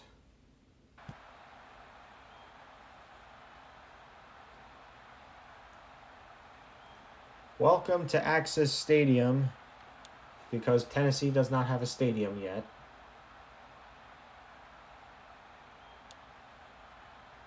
It's going to take a few years before every franchise has a stadium.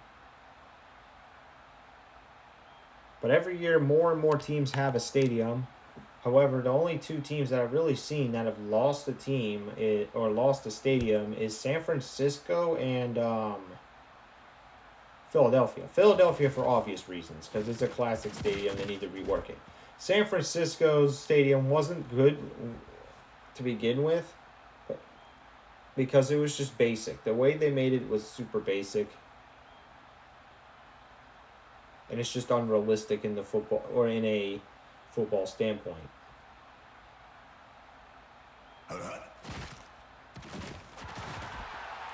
All right, so since the Cyclones start this game with the football, let me go look at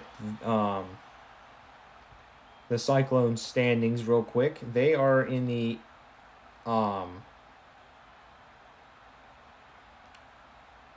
the Cyclones are in the NFC South,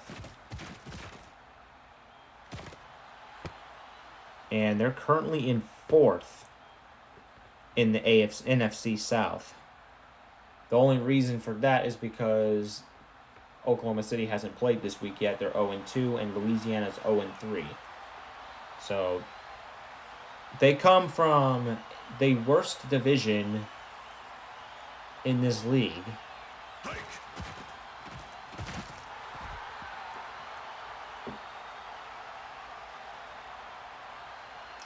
As nobody from the NFC South has a winning record right now. Because Atlanta's 1-1, Mexico City's 1-1, Carolina's 0-2, Oklahoma City is 0-2, and Louisiana's 0-3. None of them have a winning record. And if Atlanta and Mexico City lose, let me see if that's possible this week. I think it is. If they both lose this week, then the entire division will have a losing record. And the worst part is, Atlanta or whoever is in first in the division by the end of this week is still in playoff range, despite having a losing record because of how this league works. I mean, it's NFL style, so it makes sense. This happens all the time in the NFL once every couple of years, like we had with the Commanders when they got absolutely stomped in the playoffs.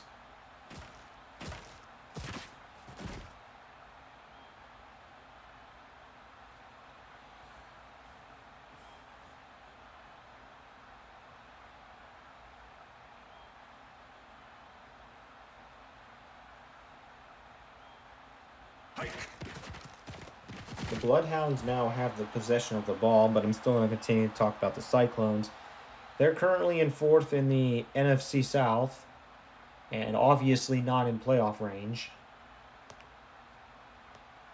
And as for their playoff rankings right now, they're in 18th. 7 or so. I just want to make that as a suggestion, but they would be in 19th.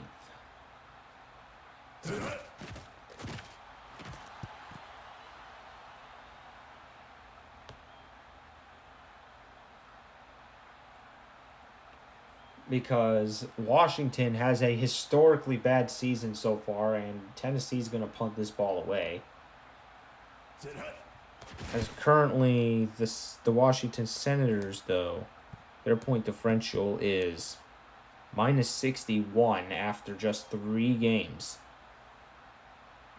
Which is basically it's literally almost the exact opposite number of what the Sharks have. And the Cyclones avoid the safety.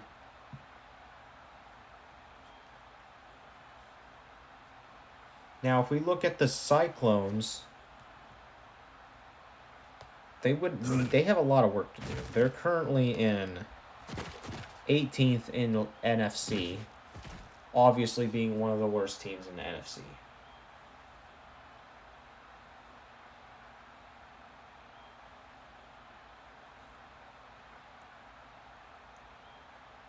Like, they fall in the hall of bad teams,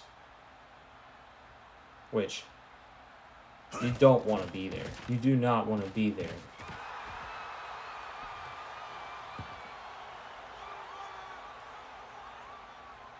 As for Tennessee, they're not too bad this season, but they're still not a playoff team. They're in 14th right now in the AFC with a record of 1-1. Somebody's got to win this game, though.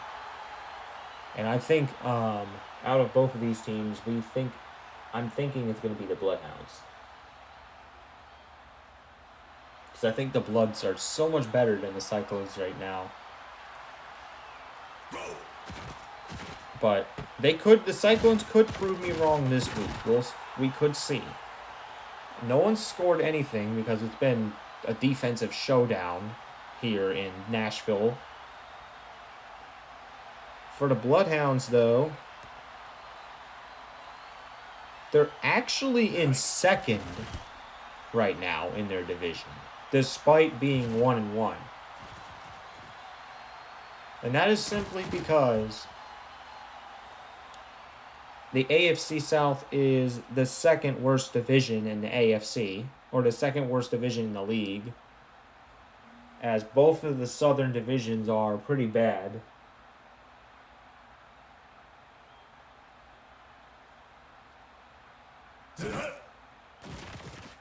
And I think for that reason, there's a chance these two divisions are going to play against each other again next season, because how this is going to work after this season is whatever division gets 4th place will be playing every opponent from the opposite conference's division that has placed 4th as well. So basically, for example, whatever division has a higher combined number of wins will play against another division from the opposite conference that has a higher combination of wins. So, and for as of right now, the division standings are let me think real quick.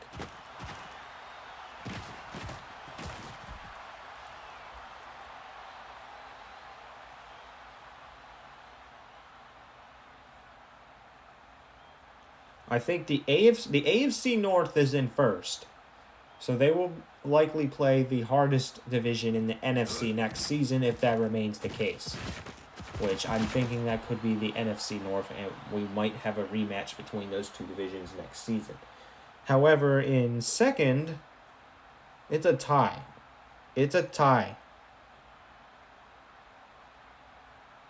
between the AFC East and the AFC West. There's a field goal from Tennessee to make it 3-0 as of right now. Tennessee now has a 53% chance to win.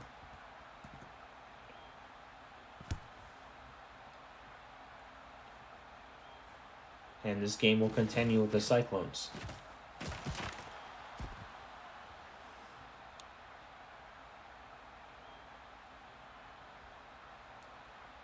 Now, if the Bloodhounds win, they are likely going to remain in second because they have a point differential of -12, while the Gladiators, who are in first in the division, are 2-1 with a point differential of +18 after they won against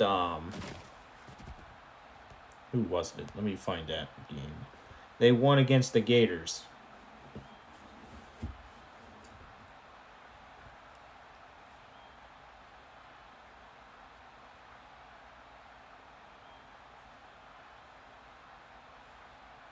And speaking of divisions in the NFC, I got to look at that as well.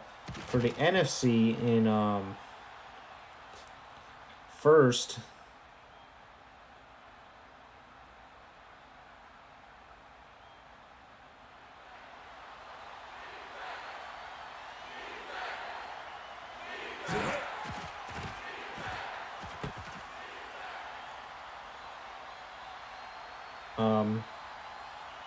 in first is the NFC North.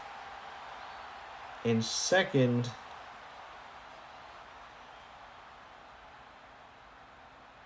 is the NFC West. Third is the NFC East, and in, of course, last place in and also the worst division in the entire league.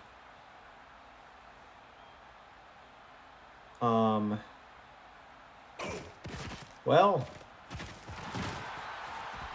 that belongs to the NFC South, as this division only has 2 wins. I'm not kidding. This division has only gotten 2 wins this season so far. And that is literally 1 from Atlanta and 1 from Mexico City.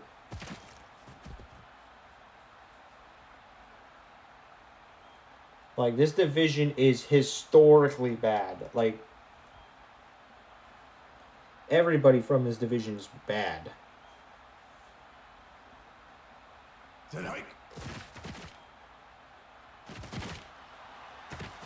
Incomplete. It's incomplete.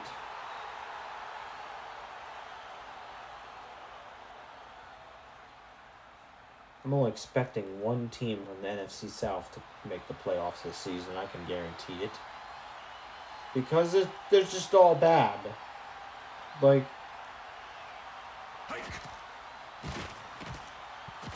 what is this? It's like Call of Duty Black Ops 7 level bad. Like, what are they doing? Like, how does all 5 of the teams in one division bad? Atlanta's terrible. I mean, they're not too terrible, but they're just mid. Atlanta's mid as frick. Mexico City's mid. Oklahoma City is just embarrassing to watch. Carolina just fell off big time.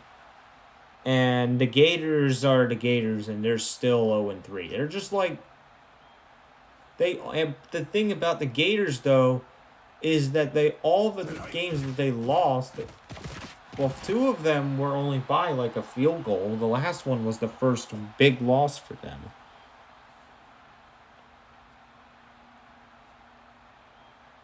And even then, they didn't lose by...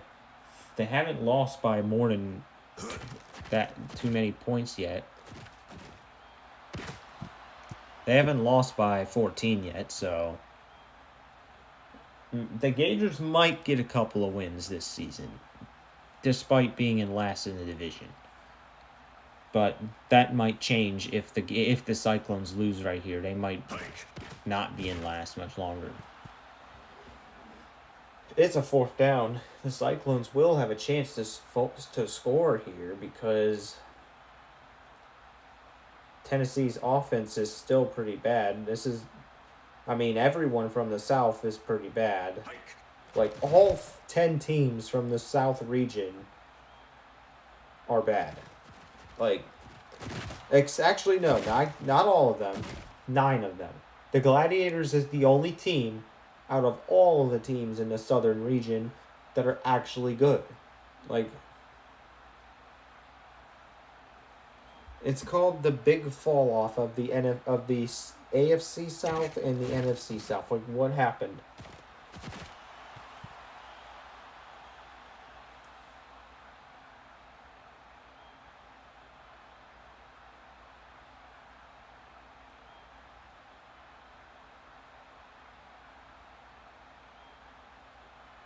Go. It's like it doesn't make sense though, because all of the bad teams are in the South regions, all the good teams are in the North, and then all the mid teams are in the East and the West. It's just makes no sense at all.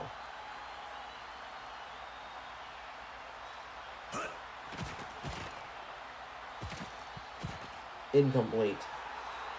And it's 4th down.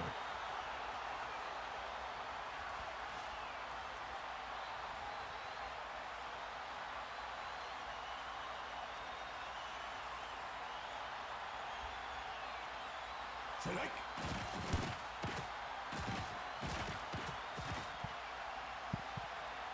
That kick is no good. He has missed a 51-yarder. You call yourselves the Cyclones, but yet you can't even deal with the wind. Embarrassing. However, they did just pick off the football, though, so they get a second chance.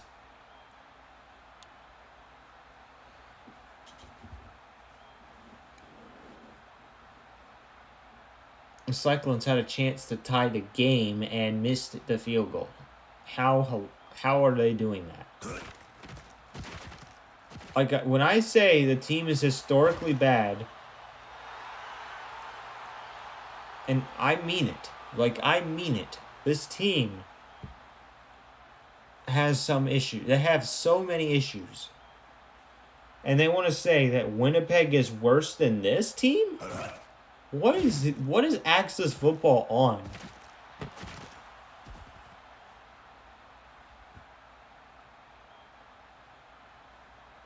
Winnipeg is one of the best teams I've seen in this league so far.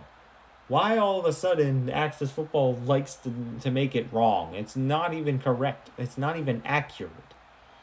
This team right here that we're watching right now, the Cyclones, what's happened to them? They've like fallen off and they're just terrible. Like, I don't want to just rant about how bad this team is, but there's really nothing I can nothing I can say about this team. There's really nothing working out for them.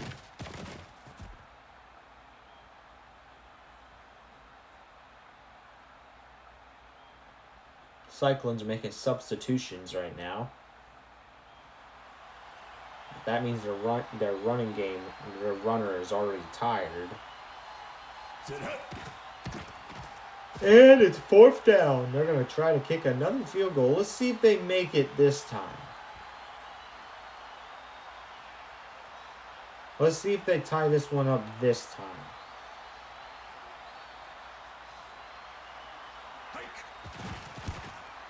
And they will.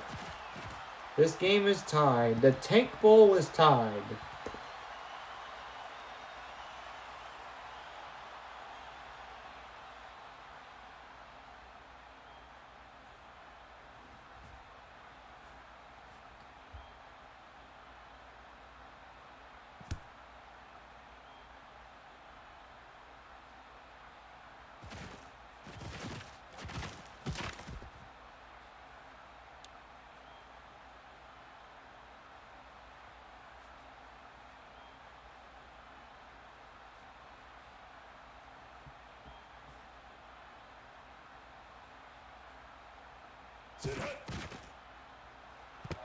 Oh,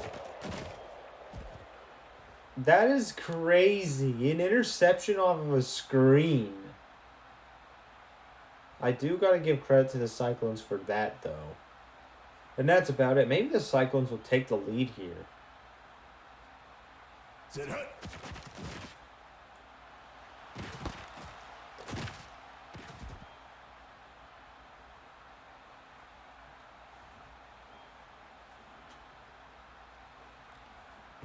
Alright, just give me 1 second, guys. I will set up the GA Cup now, so I don't have to later.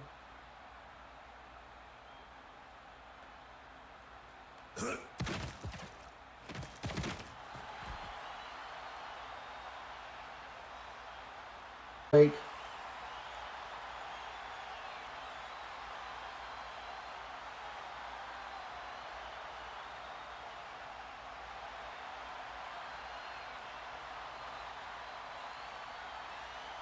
Hike.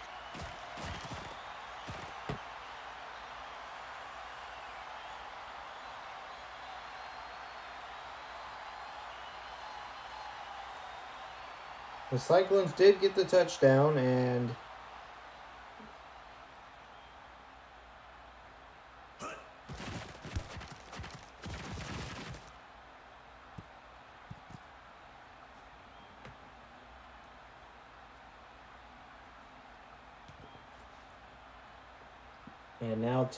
now Oklahoma City has a 57% chance to win this game.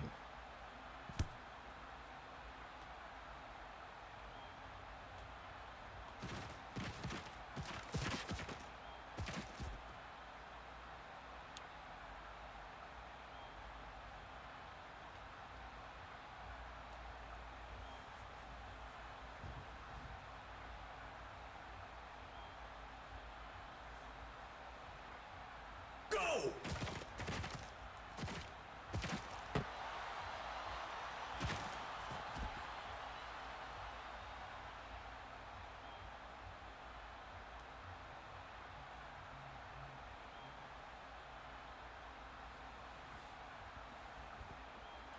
Okay, so Tennessee is going to look to try to score here. And there's a flag. False start. Offense number 13. 5-yard penalty.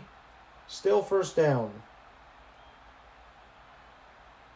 That's a really unfortunate call.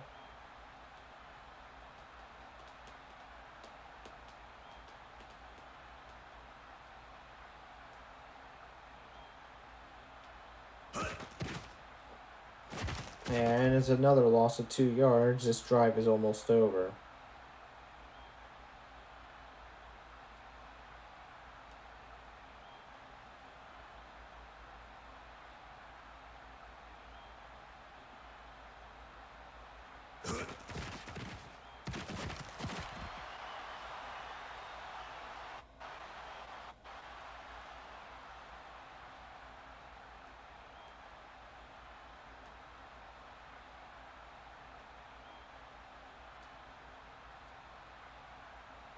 Go.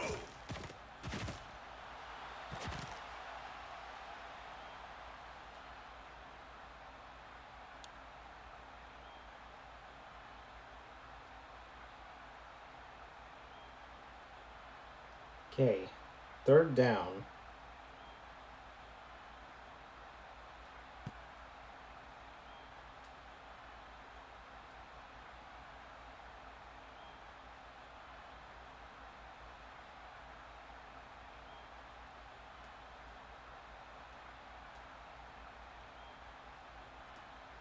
Set hut.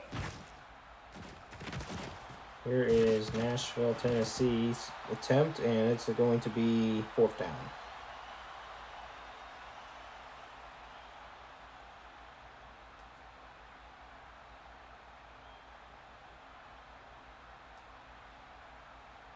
And here comes another punt. I've seen too many of these. This game has not been aggressive at all.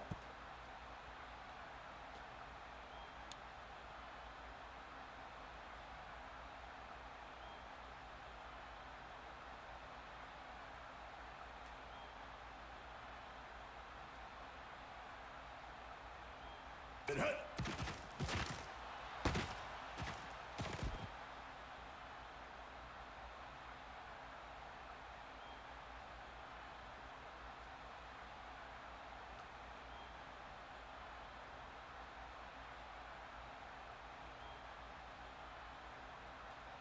Go!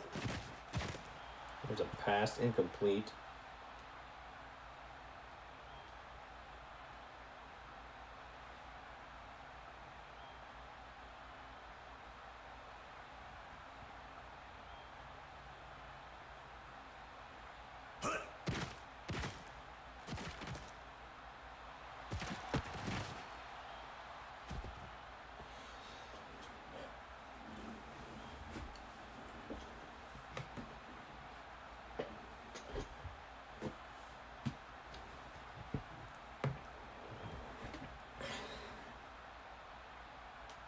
Tonight.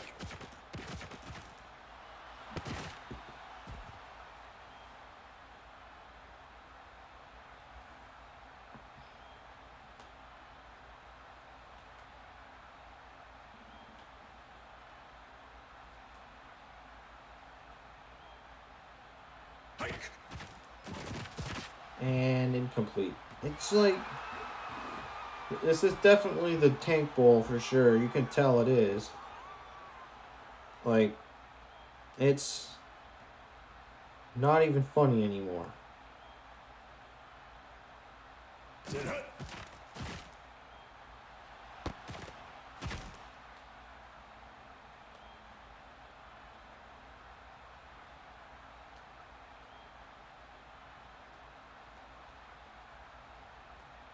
Go.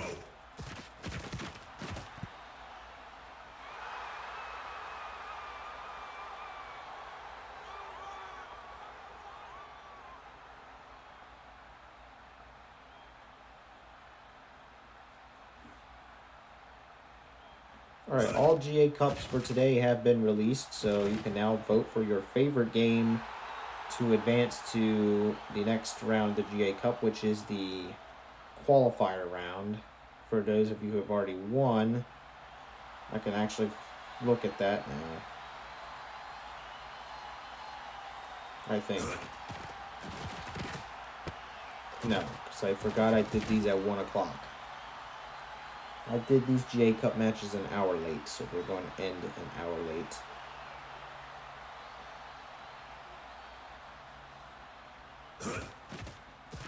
But as of right now, there's another touchdown from the Cyclones to make it 16-3, and now the Cyclones seem to be getting their game on.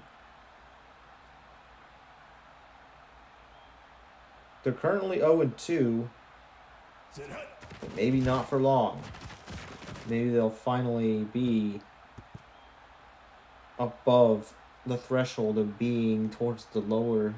Maybe the underdogs are going to win this game.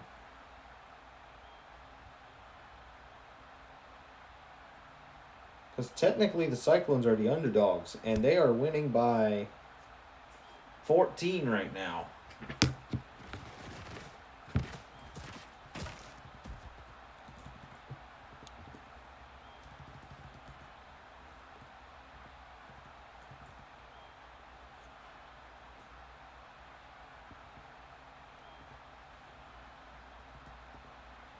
The Cyclones now have a 64% chance to win this game, which will increase very shortly once halftime ends.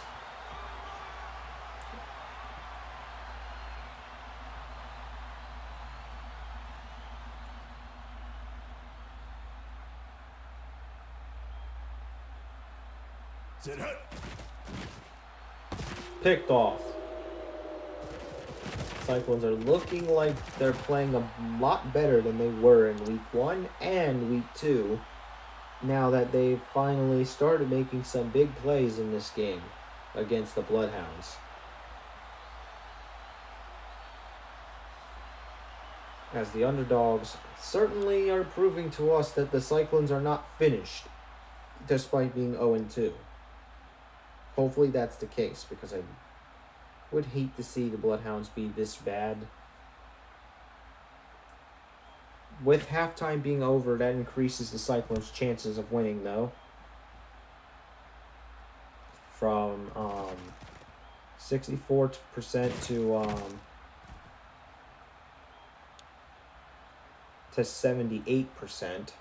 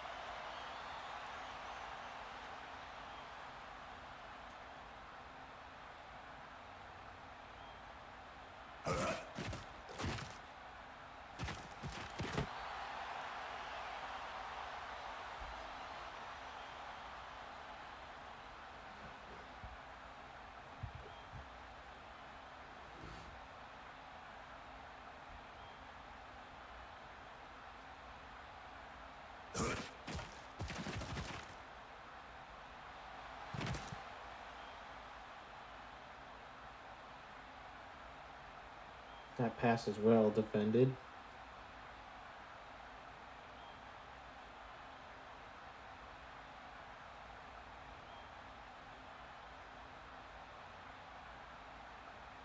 All right.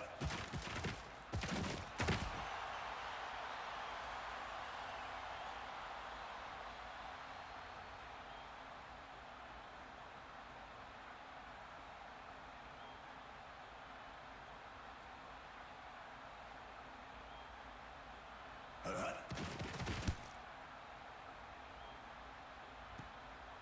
Alright, it looks like the Cyclones get the ball once more.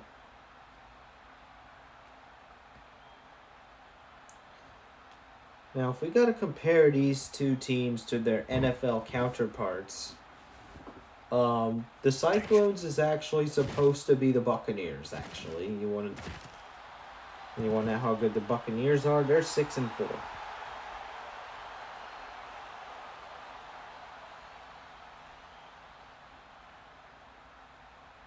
I think Sit hut. I think the South is also filled with bad NFL teams as well. Because we got Jacksonville. I mean, they're not too bad. It's better in the NFL than it is here in the UAFL. The UAFL, the skill gap between the South and the North is so high. Like, we got several teams being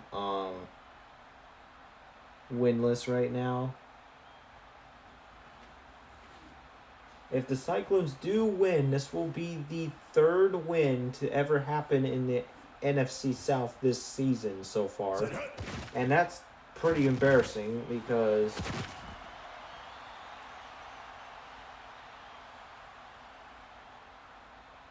the only two wins that happened were from week 2. And week 2, there's guaranteed to be 2. So they're literally running on the minimum.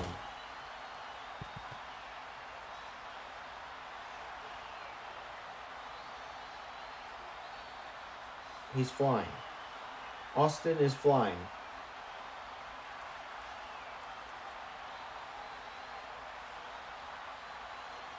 Hike. So the Cyclones have learned to fly. That's crazy.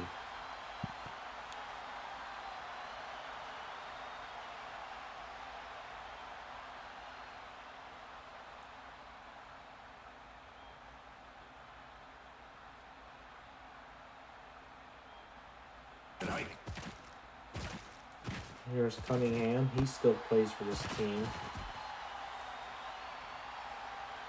With his really long last name.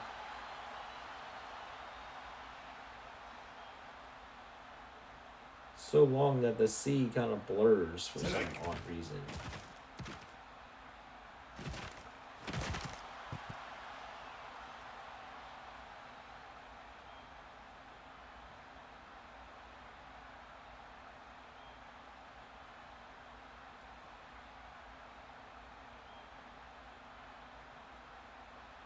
Sit hut.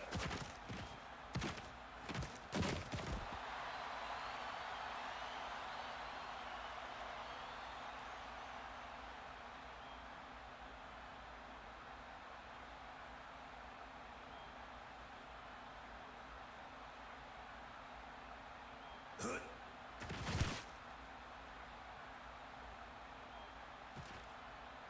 Here's Austin.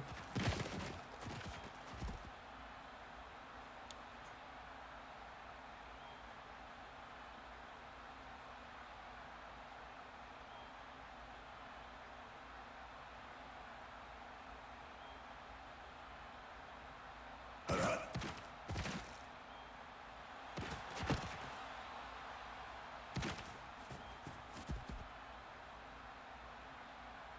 And there's a flag. Holding. Offense number 70. 10-yard penalty. Replay first down.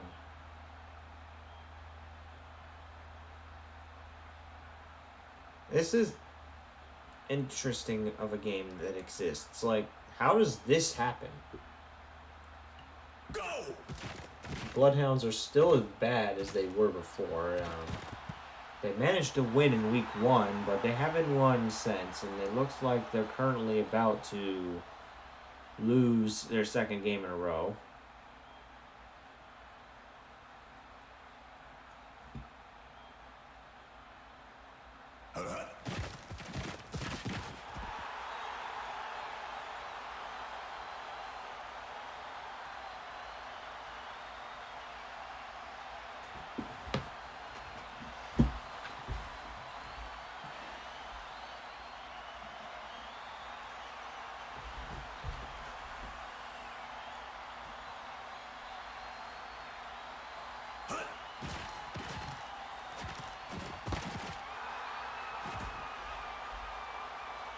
That's a fourth and down. It's fourth down.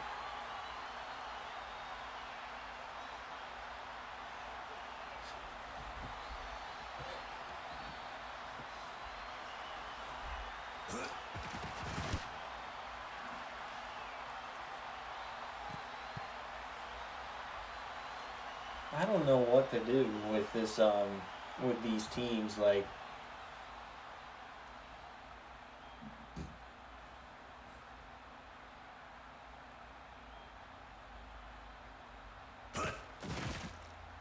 Here's Cunningham. It's a loss of a yard.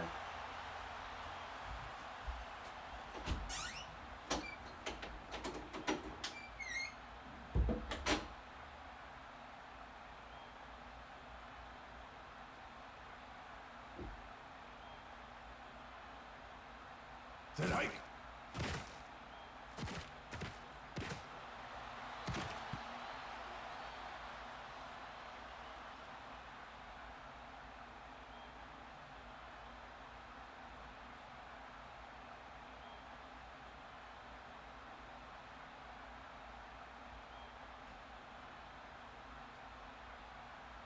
Strike.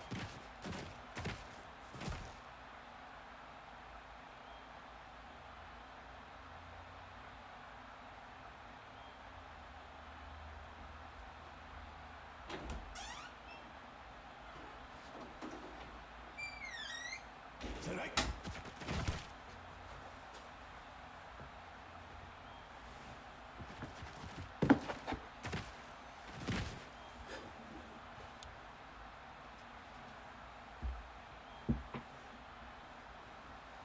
And wonder what's going to happen when this game comes to an end. Like, Go! what's going to happen with these teams? Well, as of right now, the Cyclones are currently about to be 2 and... No, they're not. Not 2 and 1. 1 and 2. Which is going to help them, but it's not going to do too much, because that's going to put them... I think that's going to put them...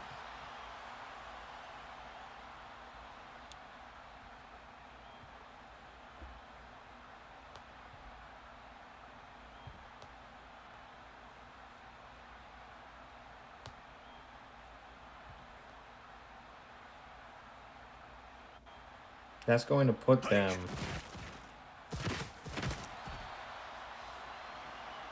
That's going to put them at, like...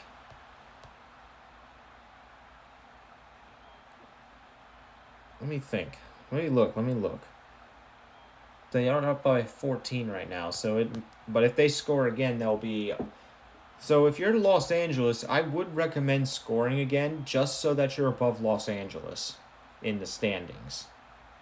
Because if you do that, then you're going to be... I mean, they're technically tied for 14th in the NFC if the game ends right now.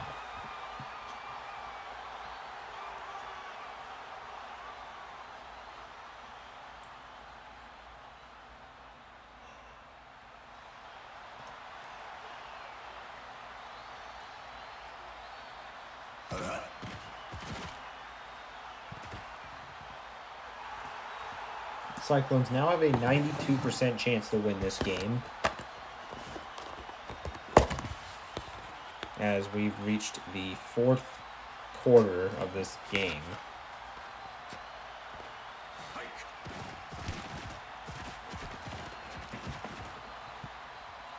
And now the Cyclones extend their lead.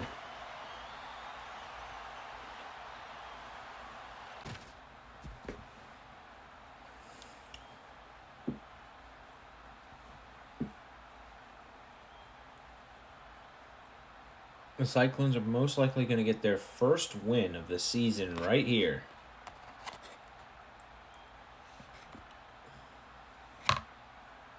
Hike. There are currently 10 teams, and they picked the ball off. There are currently 10 teams that have yet to win a game this season, and if the results hold, that number will drop to 9. With the rest of the teams that have yet to win a game being Toronto, Ottawa, Nebraska, Houston, Philadelphia, Carolina, Seattle, Oklahoma City, Louisiana, and Washington.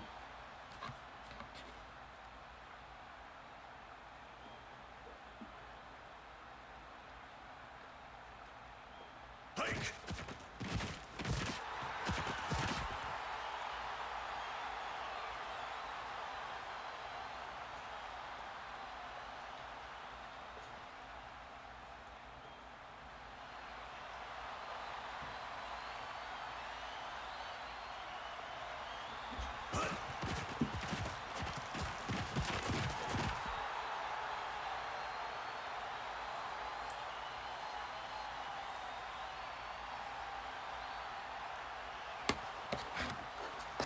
All right, here's another field goal attempt for the Cyclones. Go.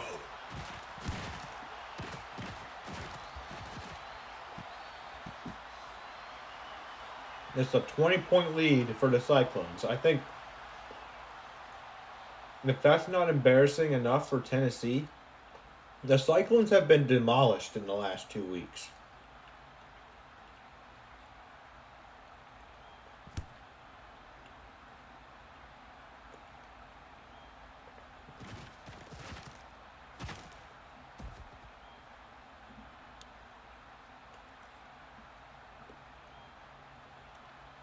So I guess that since this game is pretty much over, I'm going to start talking about who's both of these teams are playing next week. Strike. It's week 11. So for week 4, let's start with the away team, the Cyclones.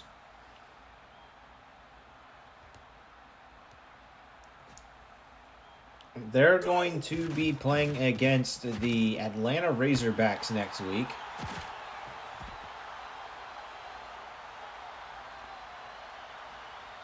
In a tank division rivalry, I'm guessing I'm going to call it that.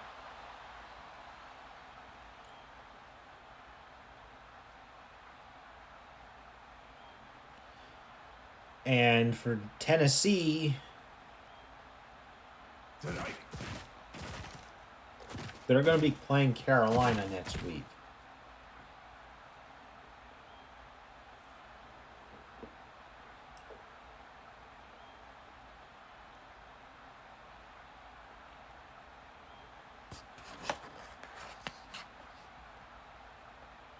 Strike.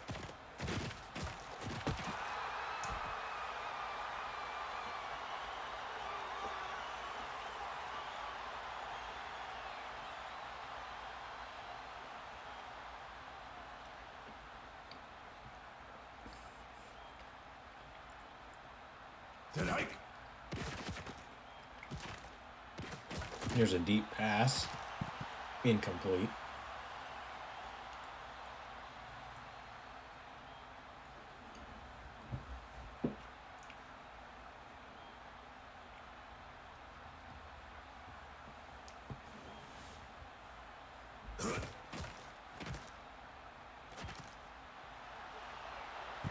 And another incomplete pass.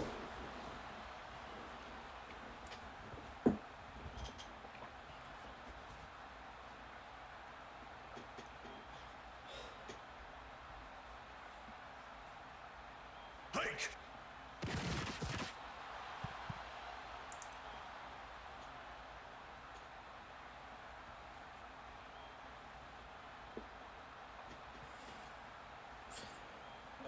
And it seems like the Bloodhounds want to. Why are they still punting? You're down by 20 and with 5.5 minutes to go.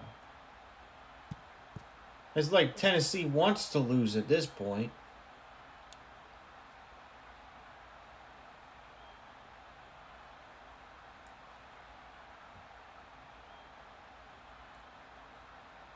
How to beat Tennessee. Punt the ball when you're down by 20 points with 5.5 minutes to go in the quarter until the game ends.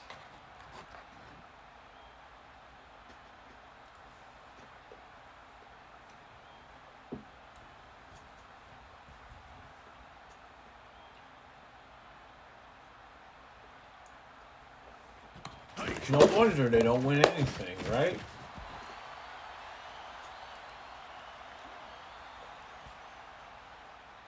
It's safe to say no one's picking Tennessee in the XAFL when it comes out. Or when that league comes out.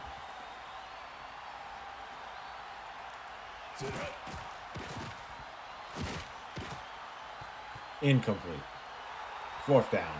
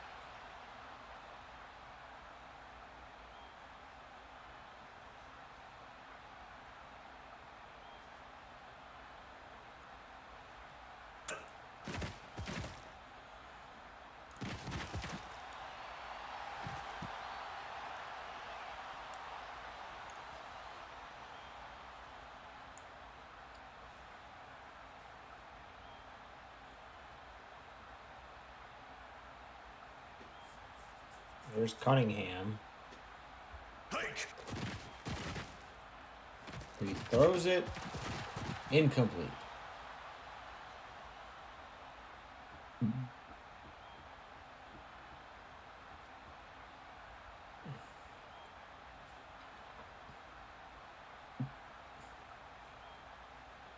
Sit hut.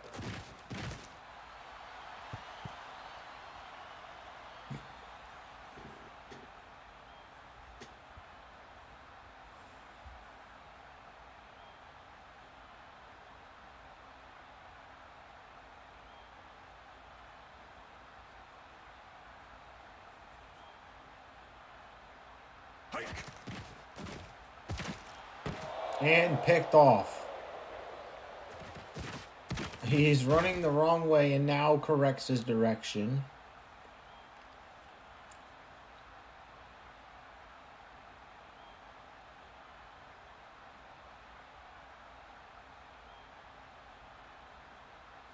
Hike.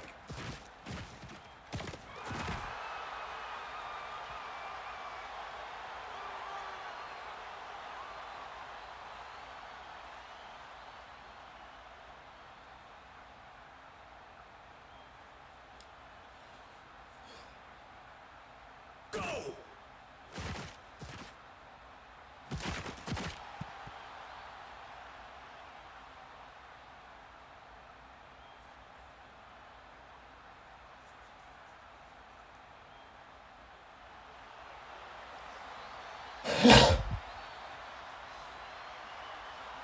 Hike. And it's a 4th down. It's another bad throw and defended pass.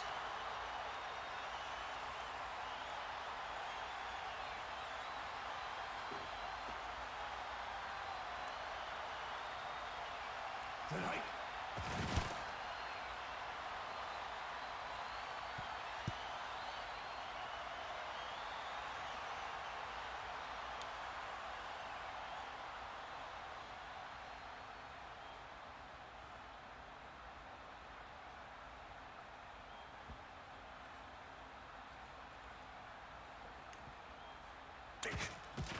Here's Cunningham. He's almost sacked. He turns what was going to be a sack into a 2-yard gain. Clock is beginning to wind down, though, as the Bloodhounds are... I just want to say, this game is almost pretty much over. Cyclones will be moving up to 14th place in the NFC.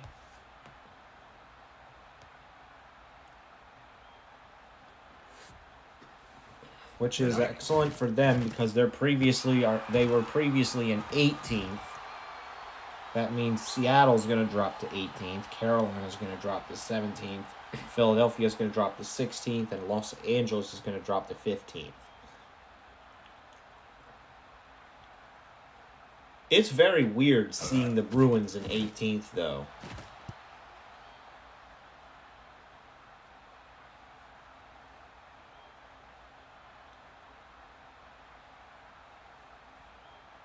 Like, I'm not used to Seattle being bad, but I don't even think they're bad. They just lost the 2 games just to lose those 2 games. Like, I don't even think they would normally lose the games like that.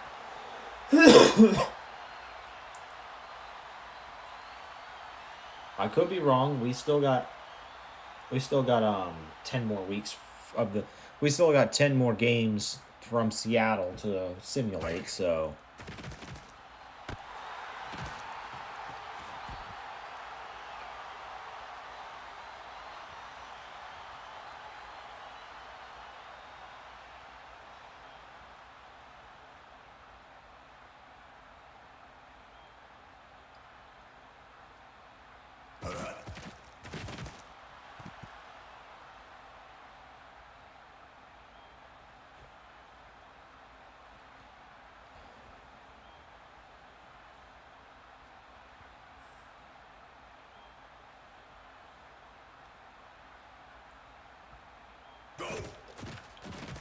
And incomplete.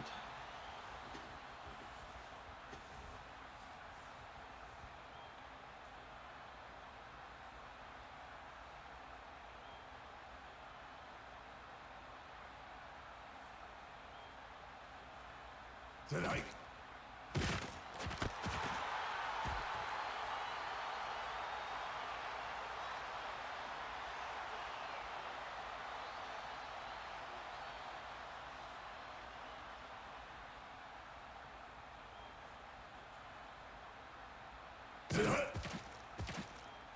Here's Cunningham, catches the ball for a 1-yard gain.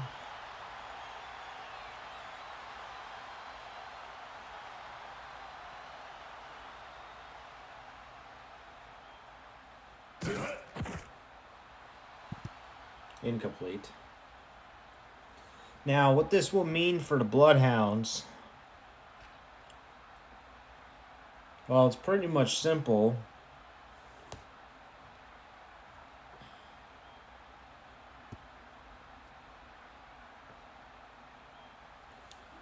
Tennessee is currently in 14th, but they will drop to 16th if they lose here.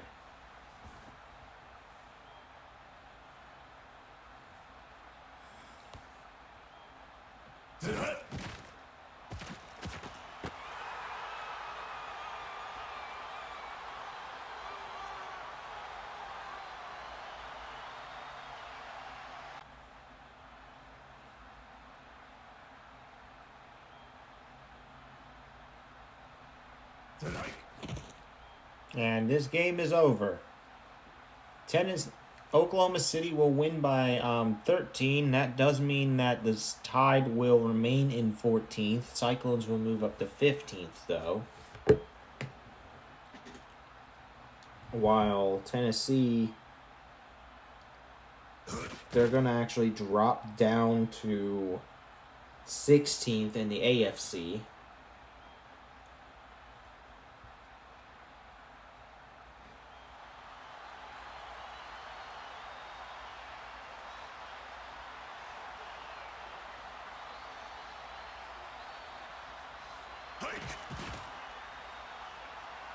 And that should do it.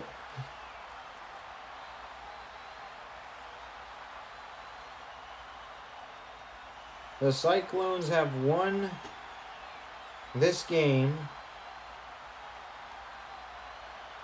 23-10. And the Cyclones will receive their first win of the season.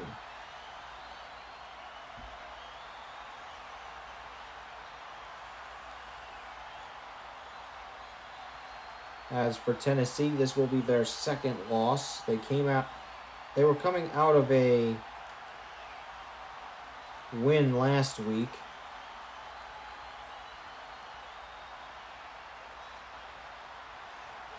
But Tennessee is going to regroup and think what they got to do next. All right, let's go over the report.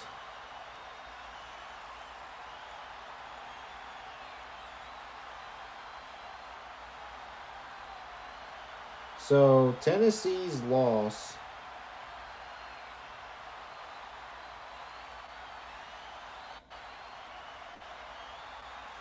is going to put them in 4th in the AFC South with a point differential of -22.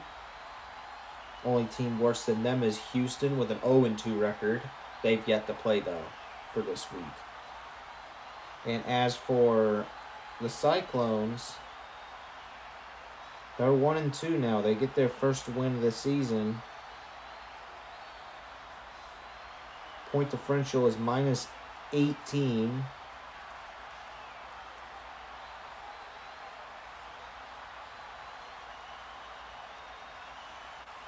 That puts them in 3rd in the NFC South as of right now.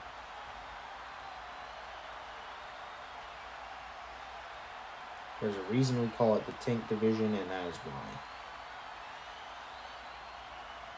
Now for the teams, for the Cyclones, though, they will be moving up to 15th place in the NFC, so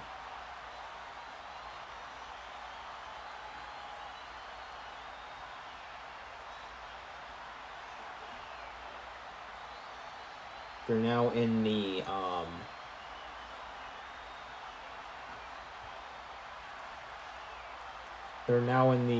low mid category.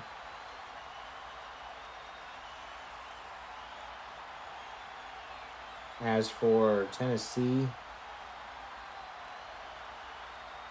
they're now going to be falling down to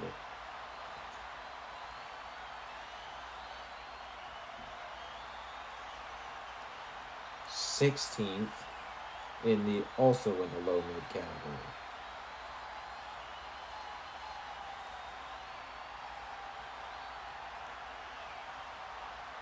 As both teams now have the same record, or both of these two teams have the same record now. They're both 1-2. And now we move on to our final game of the week. It's between Philadelphia and Ottawa. So that's what makes this game a little interesting, is that both of these teams are winless, which means somebody's guaranteed to get their first win this week. And I think it's Philadelphia. That's just a prediction. I'm predicting Philadelphia to win this game.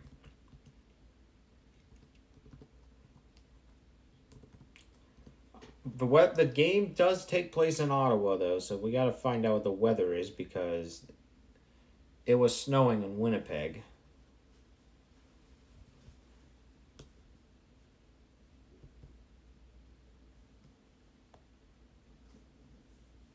Game's starting at roughly 12:45.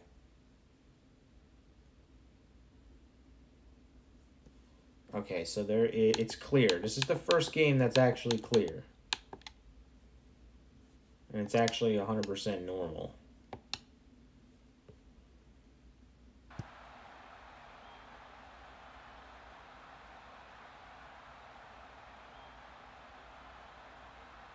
Welcome to Ottawa. Ottawa, Ontario.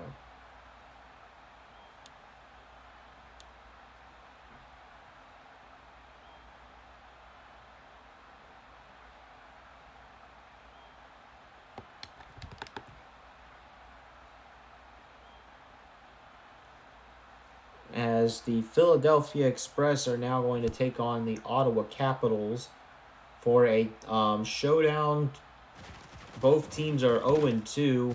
Philly is more unlucky to be 0-2 rather than bad, because I don't think Philadelphia played bad at all this season. They did really good. But Philadelphia can probably get their first win here. I am predicting it because Ottawa hasn't been too good this season so far.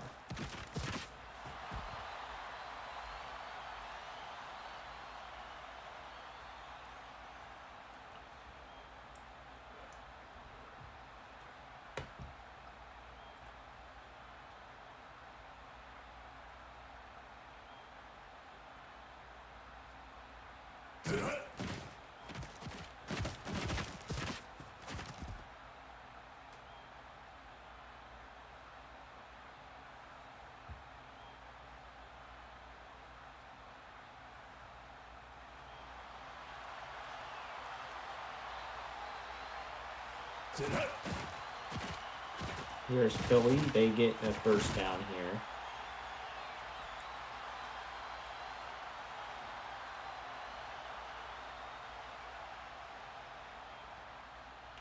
I remember when the Express was actually green, and now they changed their colors to this.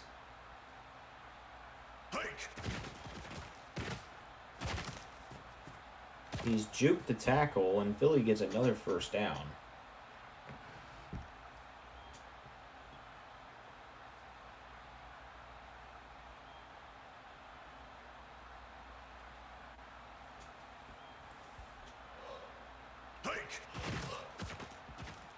If Philadelphia does manage to win the Access Cup, I'm kidding.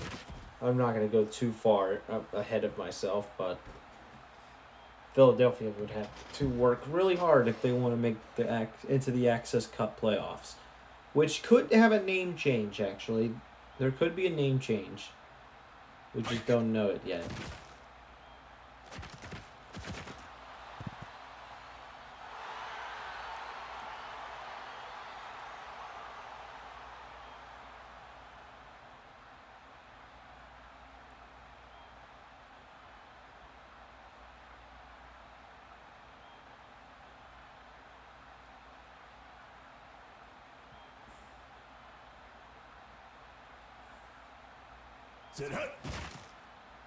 Here's Lewis.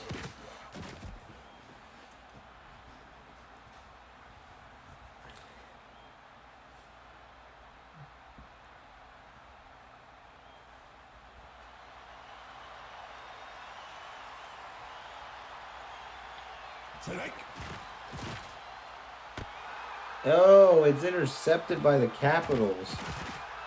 Philadelphia had a good drive too, and it has been picked off by Pittman.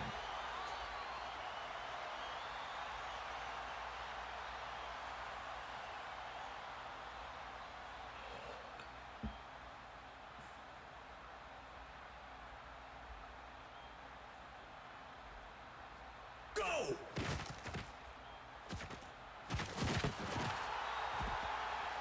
That's a first down for the Capitals.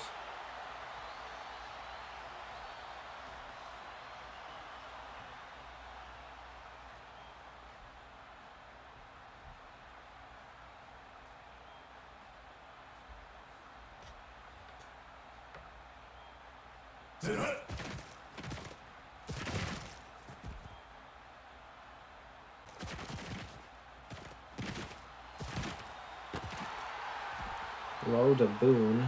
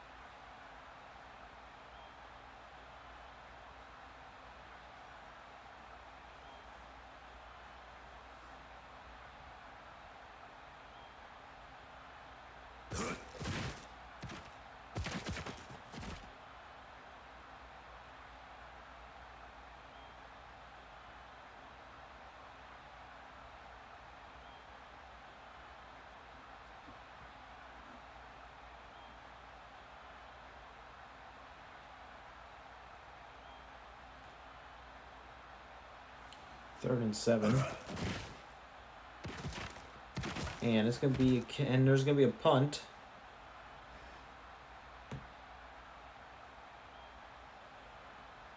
And Philadelphia will get a chance with the ball.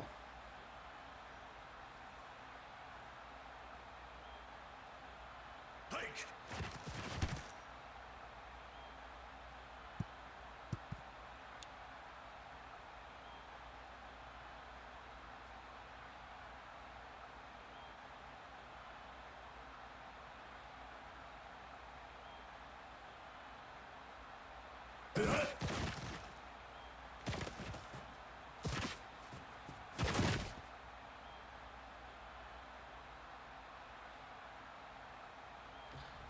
It's 1st and 10 for Philadelphia.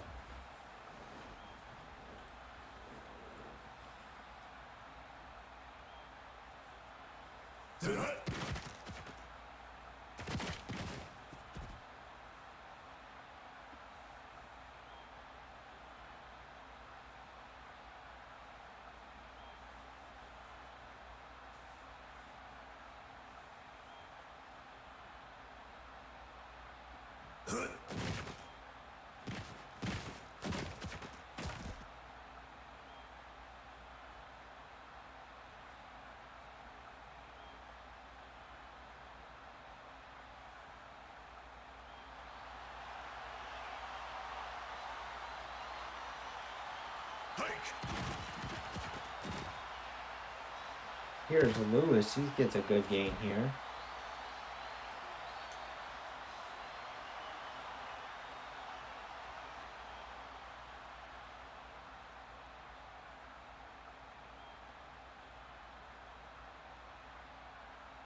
Hike.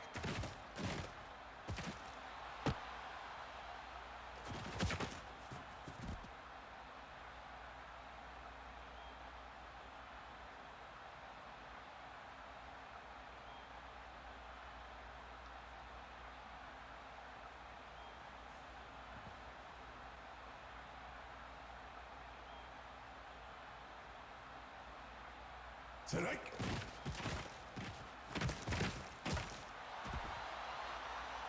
It's now 3rd and inches.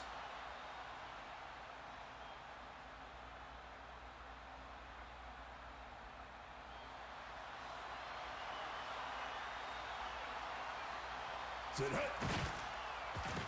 Yeah, last week Philadelphia played against, I think, New York. It was a really close game though. But New York ended up winning at the very last seconds of the game.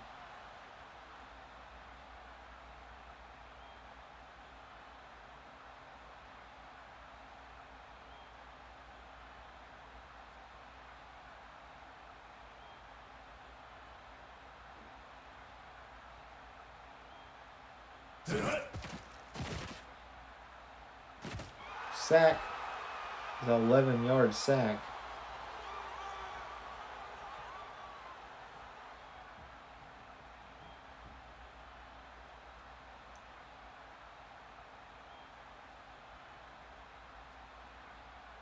And there's a flag. Oh, it's against the defense, though. Thought it was a false start.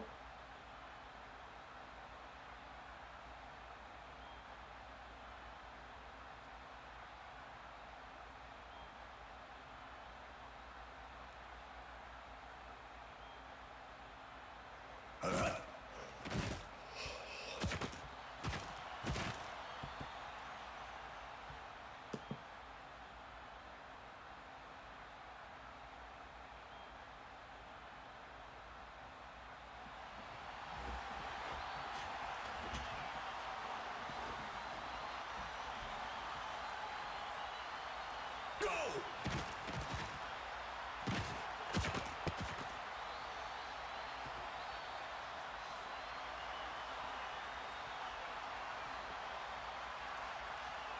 Nothing.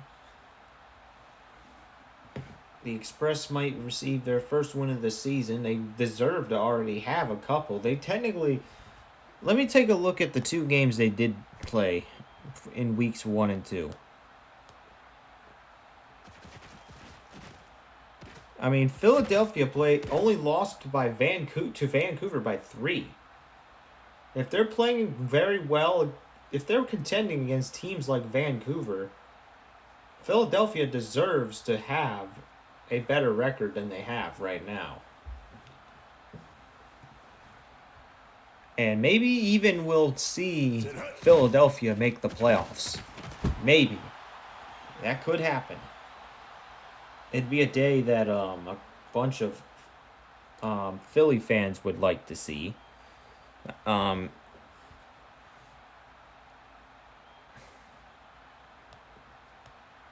Hike.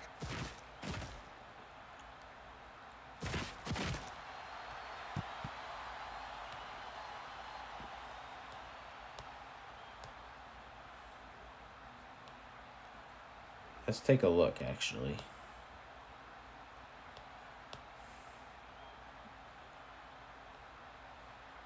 Hike. Intercepted by the Express.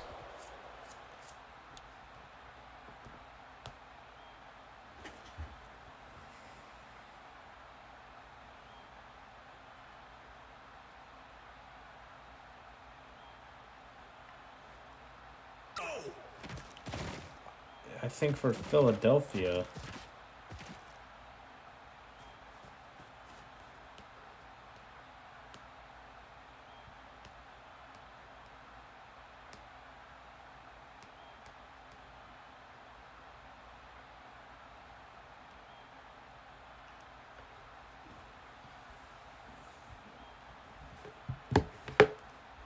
Sit hut.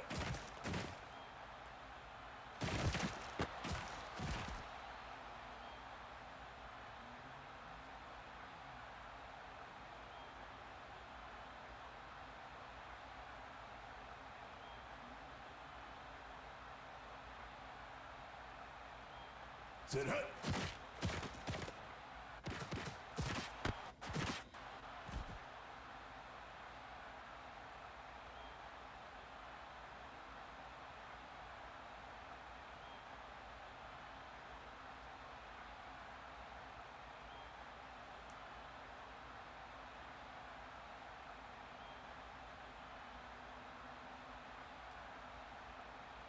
Go. it's a 5-yard loss here.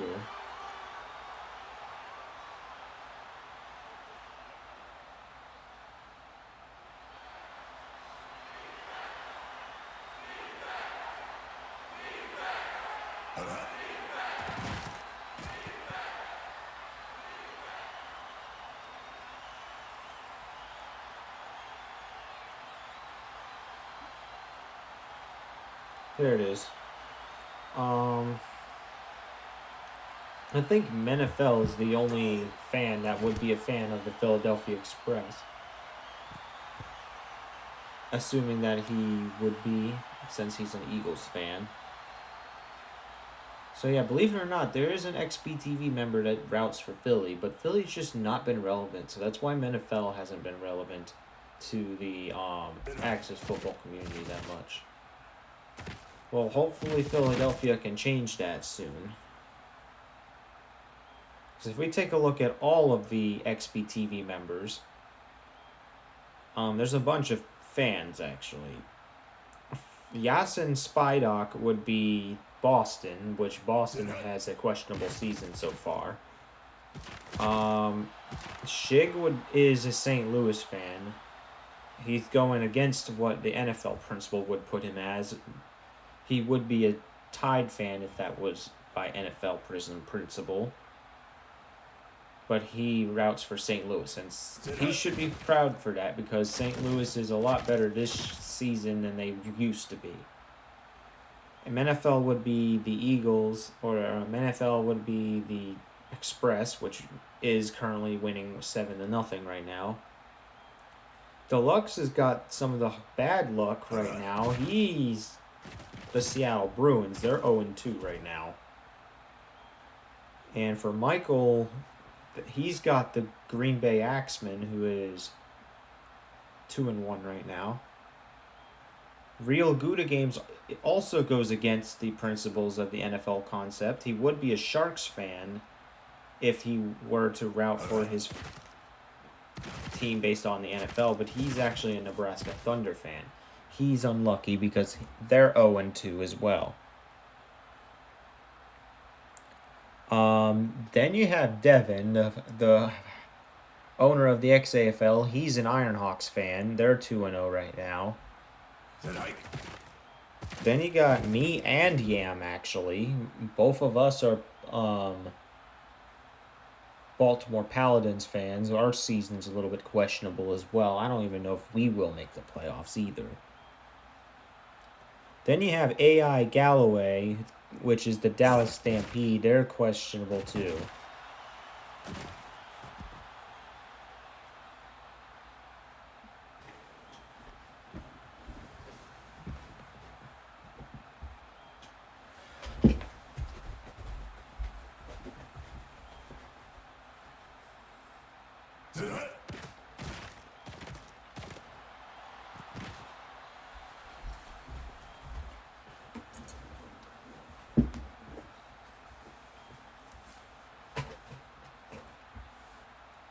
And Ottawa's going to punt.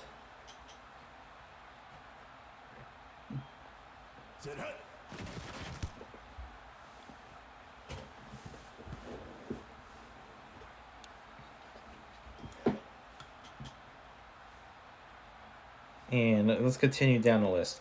Then you got the Minnesota Pride. I think we play them this week, actually. We've already played the Vikings in the NFL. Now we're playing the Minnesota Pride this season.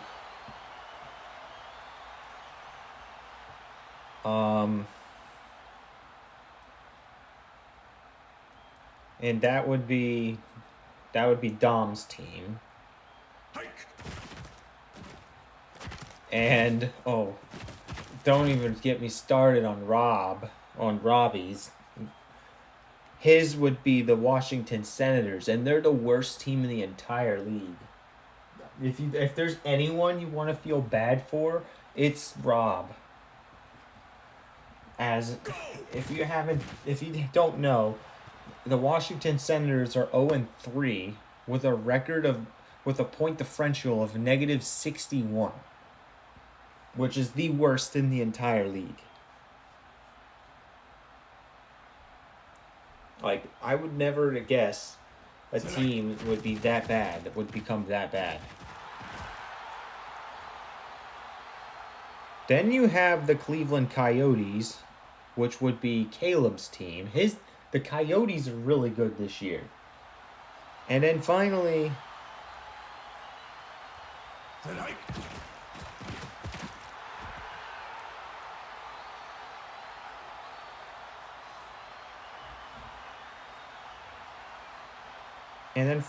it's really not a relevant member in Access Football either. That's Kylie. That would be the Louisiana Gators. They're also 0-3.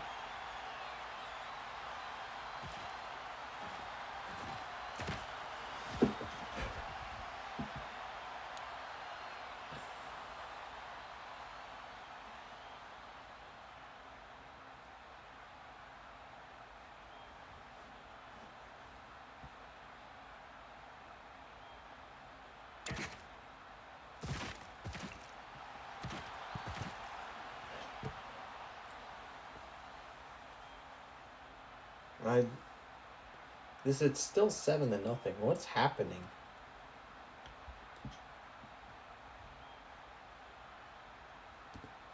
Go! I think the game will get good towards the second half. The first half is not really that entertaining when neither team could score after the Philadelphia touchdown in the first quarter.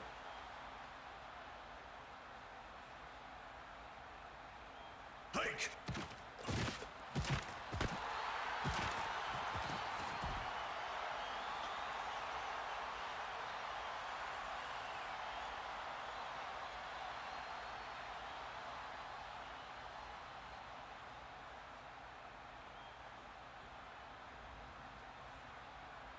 Sit hut.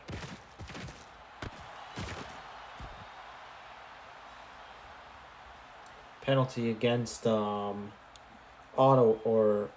yeah. For that's gonna be a 10-yard penalty. They gotta go all the way back to the 36. Sit hike. Incomplete.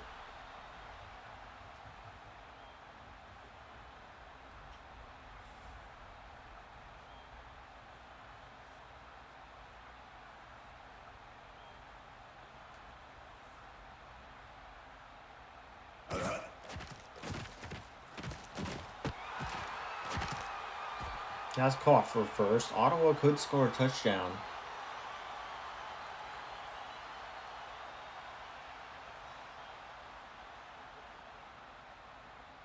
Hike.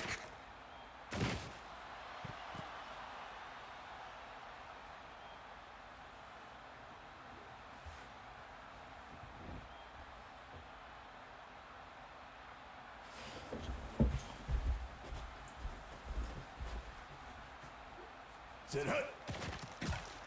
And incomplete. If the Art Capital's going to score a touchdown, we'll find out on this play. If not, they're going to kick a field goal. Then I'm going to be really confused.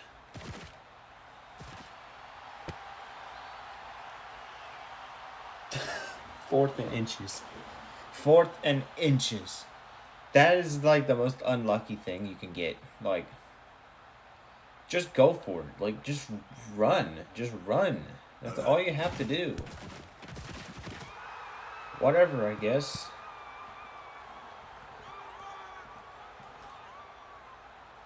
That reduces Philadelphia's chances to win to 54%, but you can tell it's a close game.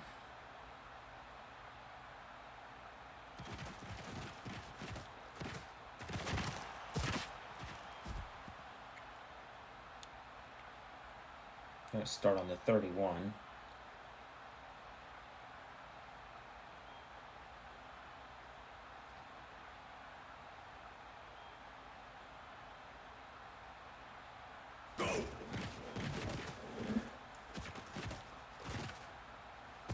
Here's Davis.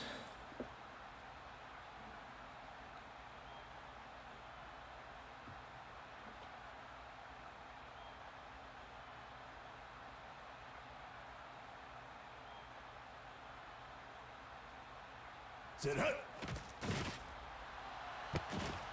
Here's Duncan with a catch. It's a first down. However, it's halftime. So far, Philadelphia's winning 7-3 in a very low-scoring game, I'd say. But this is when the game gets good, usually. Philadelphia usually turns on the train's engines during the second half. Especially in the third quarter.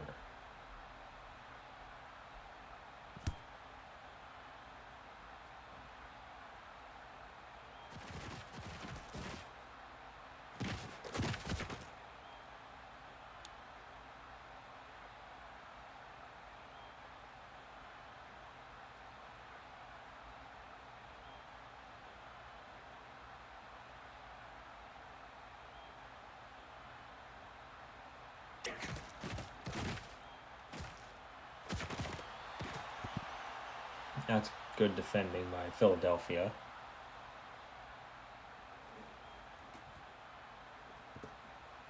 Philadelphia's odds of winning the game has increased now that we're in the second half. It is now 58%. It's only increased by 4%.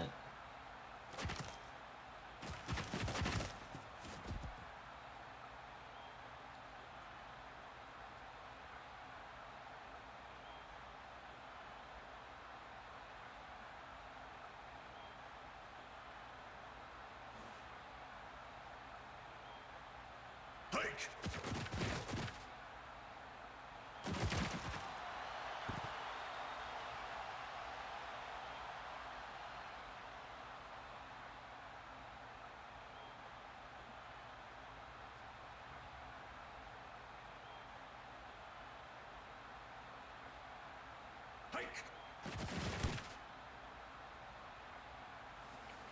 And here's Lewis. Oh, he gets a block. And they're going to get a good field position here.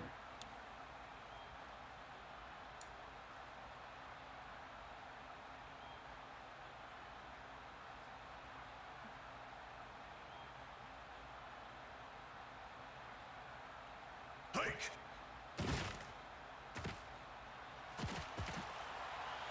Oh, that's a catch. That's a good catch by the Express right here.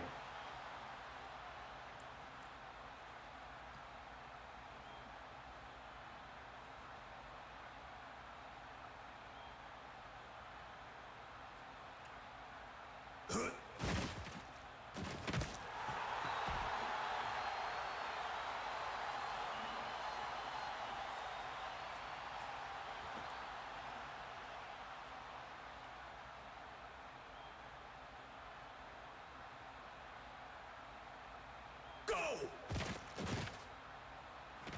And here's Davis to Jennings. It's going to be 5 yards.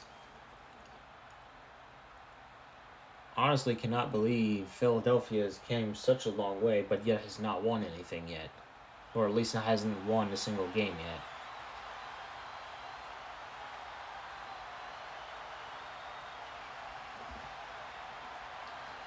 Hike.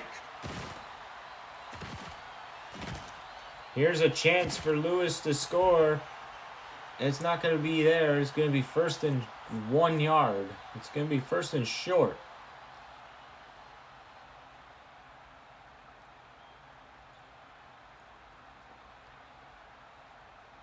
Sit hut. He's going to run it in, and no, they're going to gain. They're going to lose 2 yards here. Now they need 3.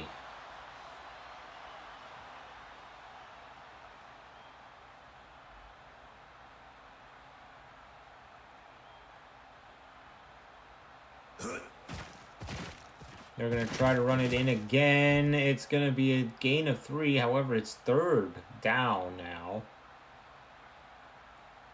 They need just a few inches to score.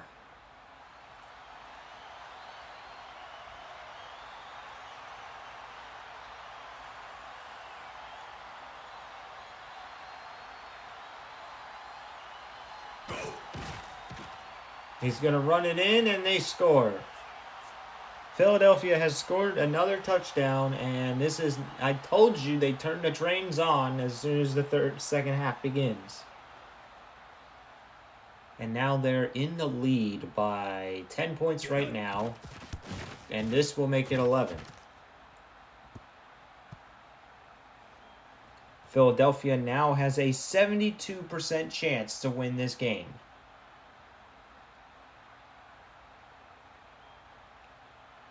As the score is now 14-3. Ottawa's got to look to try to get down the field, as they've been struggling all game long on offense.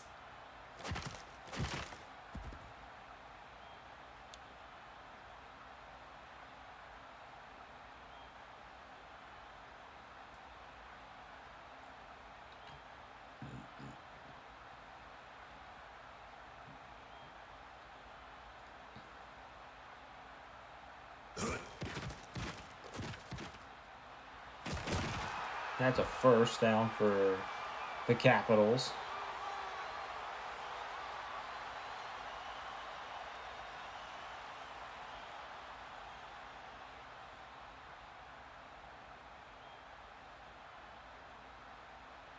Sit hut.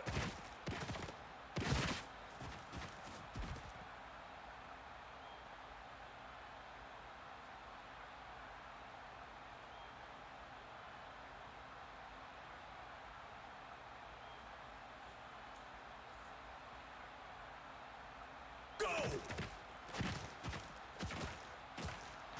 Here's a deep pass. That's defended well.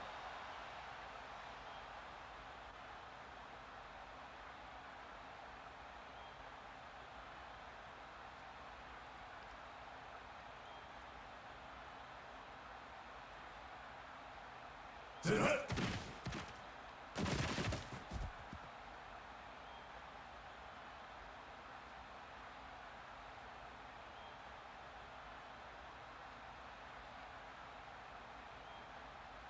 All right, here comes an incoming punt. Set hike. Honestly, you can't believe Philadelphia's came such a long way to lose 2 games, but they're gonna finally. They're likely gonna win this game because they have the lead. The chances are 72%, but it's not 100%. Set hut. So they need to continue playing until it's like absolutely certain that they win this game. It's a defended pass by Hancock. I'm sorry, that's not how I pronounce last names today. Set hike. Davis is going to run it himself. He's going to get the first down. That's the longest. And Jennings is out for the rest of this game. Philadelphia is going to need him. Hut.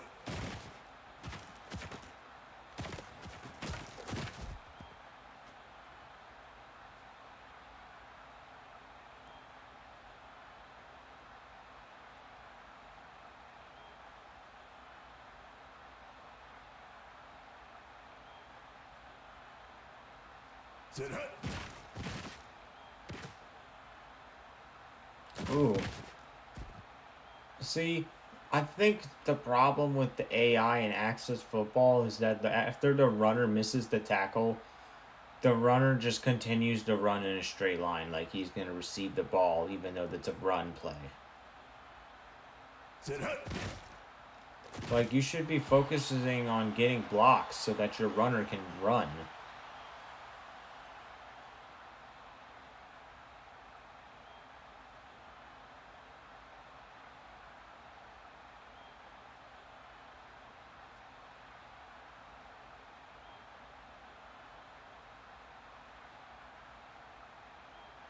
Hut hut. It's third down now.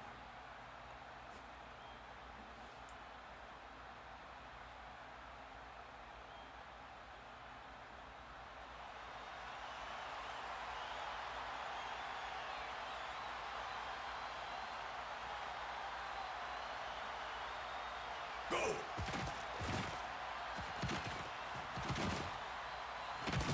It's a first down for Philly.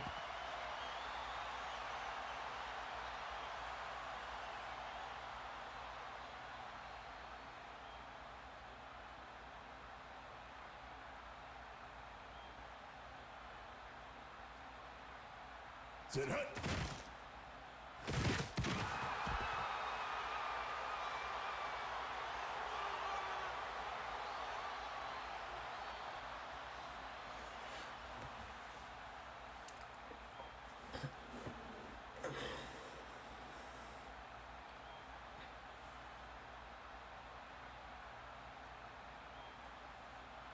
Hut.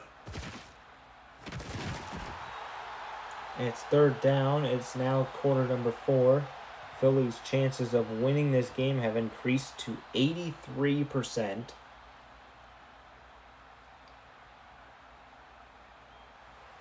So the odds are starting to get higher and higher.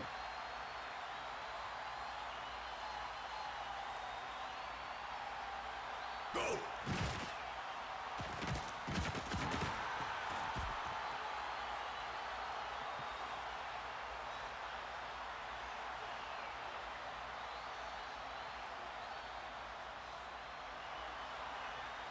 Philly to kick a field goal. Hike. And it's good for 3.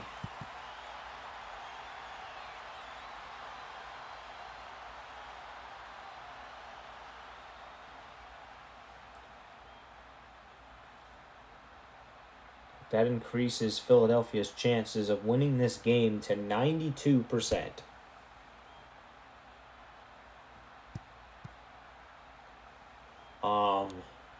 If Philly scores another field goal, the game is going to end almost exactly close to what it was before.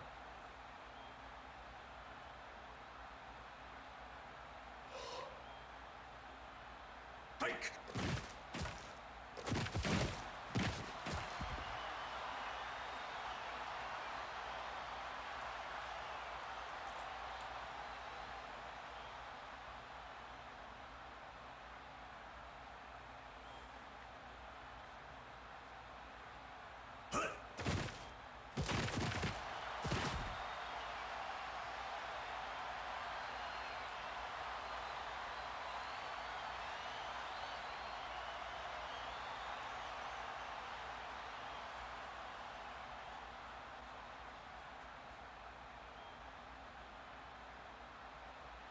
All right, here's Ottawa Strike.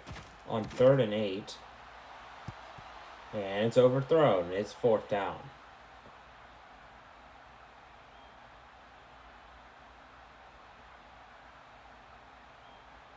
And they're punting it. Hike.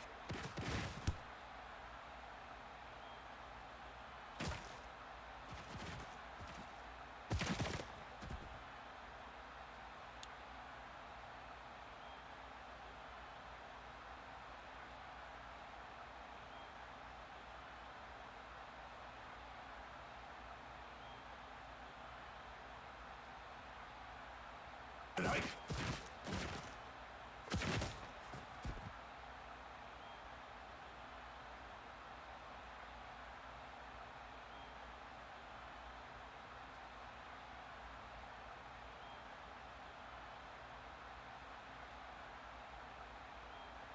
Go. And Philly gets another 1st down.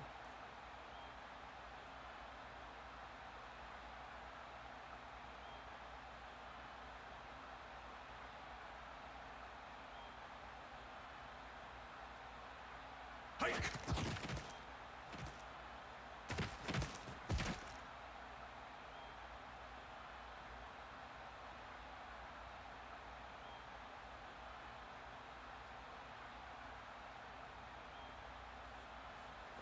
Express on the verge of seriously winning this game now.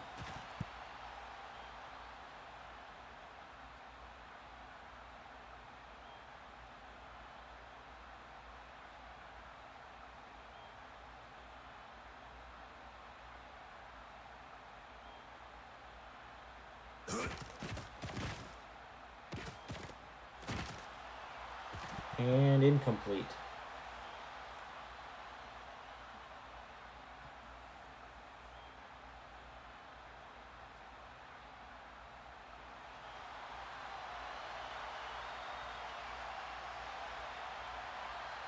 Hike. Here's Davis. Caught. It's going to be 4th down, though. We wait the field goal attempt by the Express.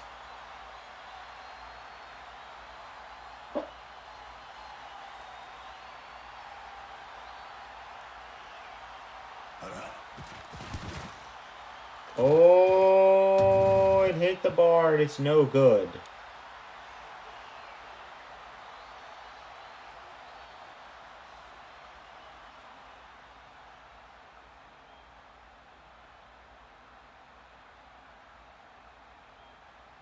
Hike.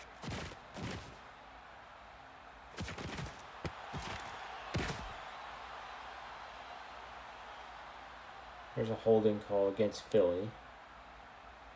It's declined, though.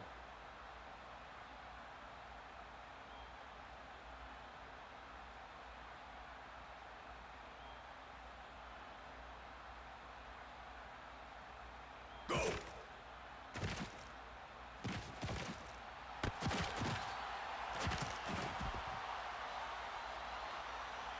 Ottawa is making their way down the field, though.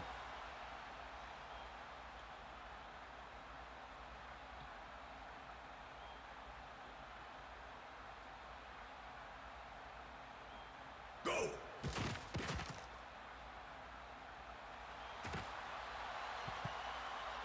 And that is incomplete.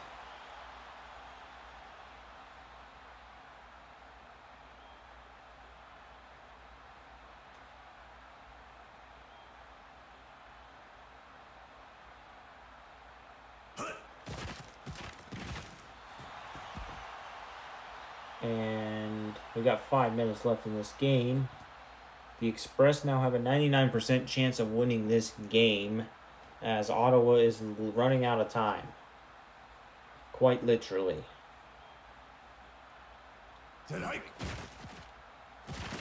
Now, I guess they can start talking about who's playing who next week.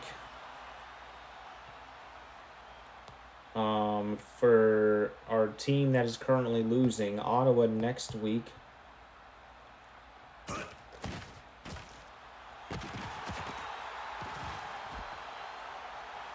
will be up against the Washington Senators, who have had an historically bad season so far.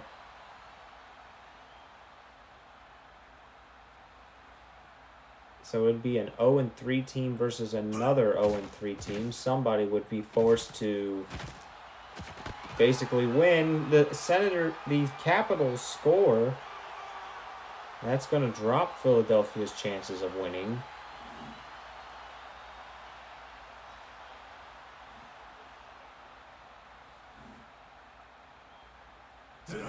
To just 78%.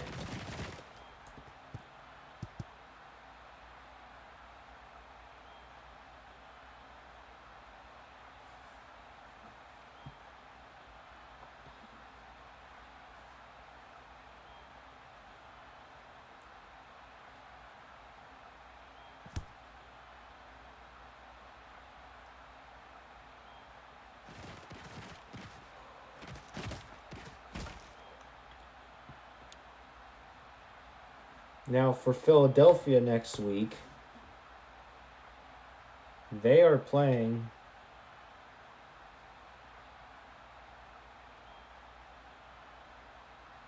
if I can find it. They're playing Dallas next week in one of the bigger rivalries in the NFC.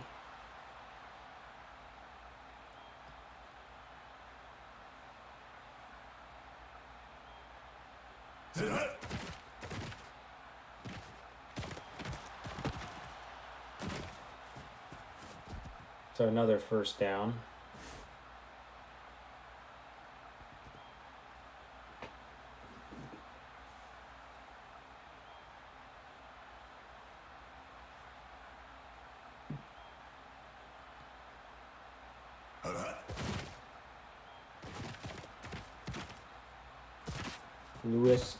Lewis is going to get a lot of yards.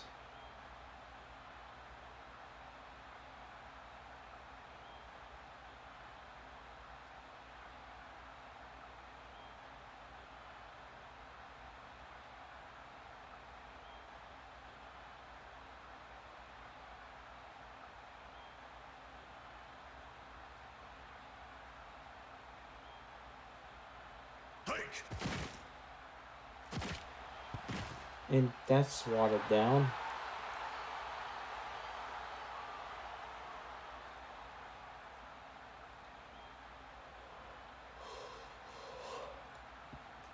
Philadelphia's odds of winning are now 85% as we are under 2 minutes now.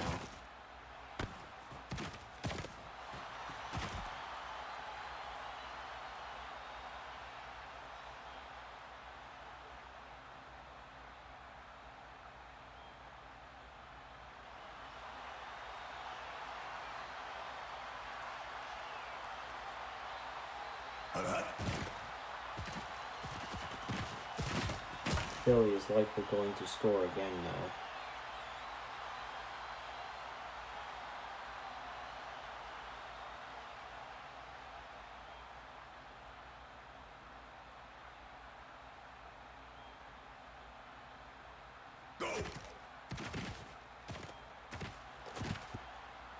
That pass is incomplete.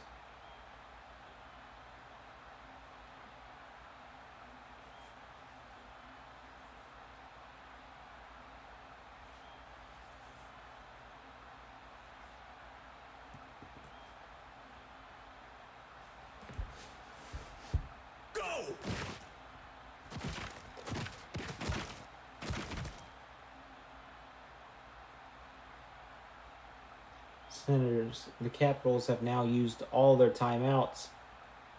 I think if Philadelphia manages to get a first down, it's over.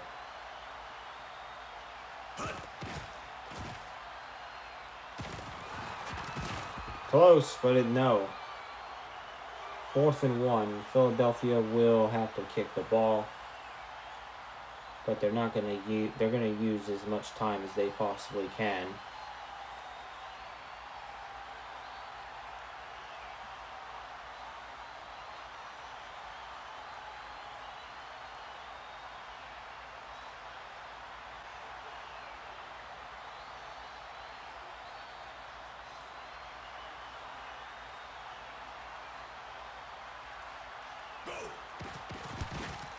And the field goes up and it's good.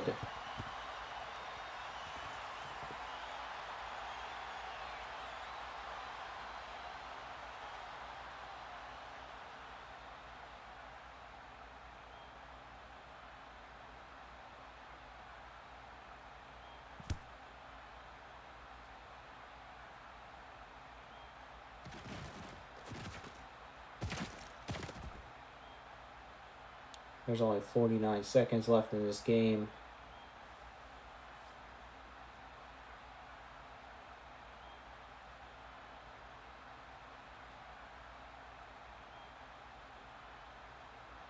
Hike.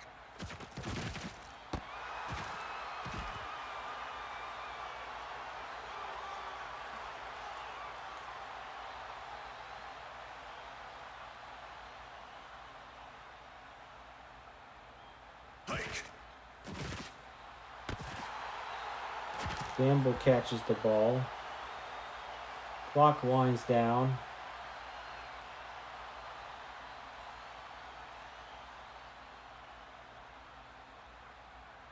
Hike. They spike it at 15.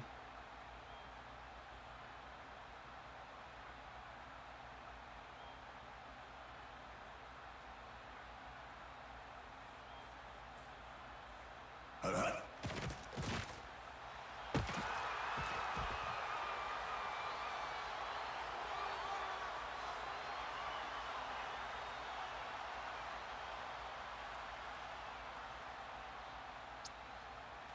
And the clock expires. Philadelphia has gotten their first win of the season. And NFL can be happy.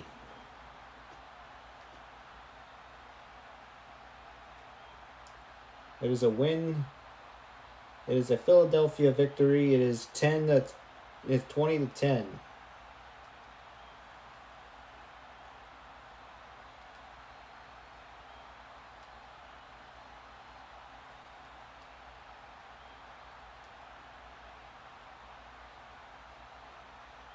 And Ottawa will have to continue to try to find ways where they can win a game.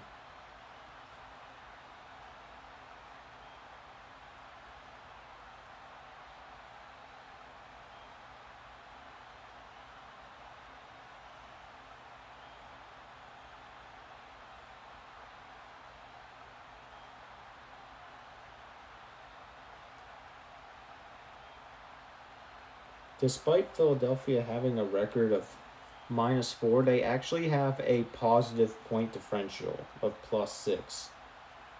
So they're not, that's proof that they're not a bad team.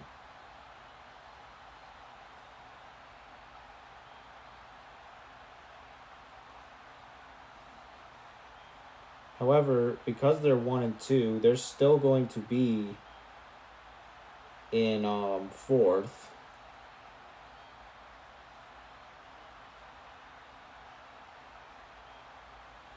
They're still going to be in 4th in the NFC East. And for Ottawa, well, let's just say they're cooked. They're 0 and 3, and point differential is -28.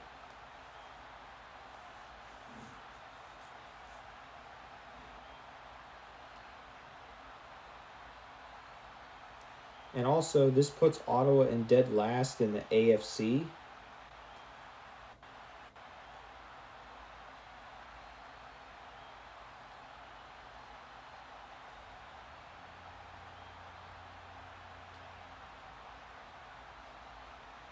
And for Philadelphia,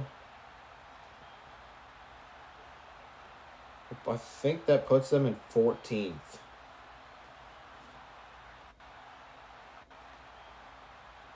And they could potentially climb much higher if Mexico City, Dallas, if 4 teams that are currently 1 and 1 lose this week, Philadelphia will be in playoff range. Believe it or not.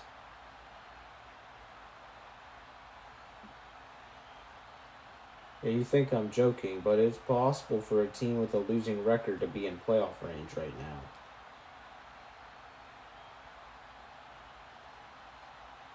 Or at least in the NFC. I think the AFC is getting more wins than the NFC. Alright, so that is going to do it for the Ultimate Access Football League for Tuesday Night Football. Tune again tomorrow night for Wednesday Night Football. We got Orlando versus Atlanta, Vancouver versus Edmonton, Baltimore versus Minnesota, and Calgary versus Carolina, all coming tomorrow. As always, thanks for watching. My name is HughJone1, and I will see you guys tomorrow for some more Ultimate Access.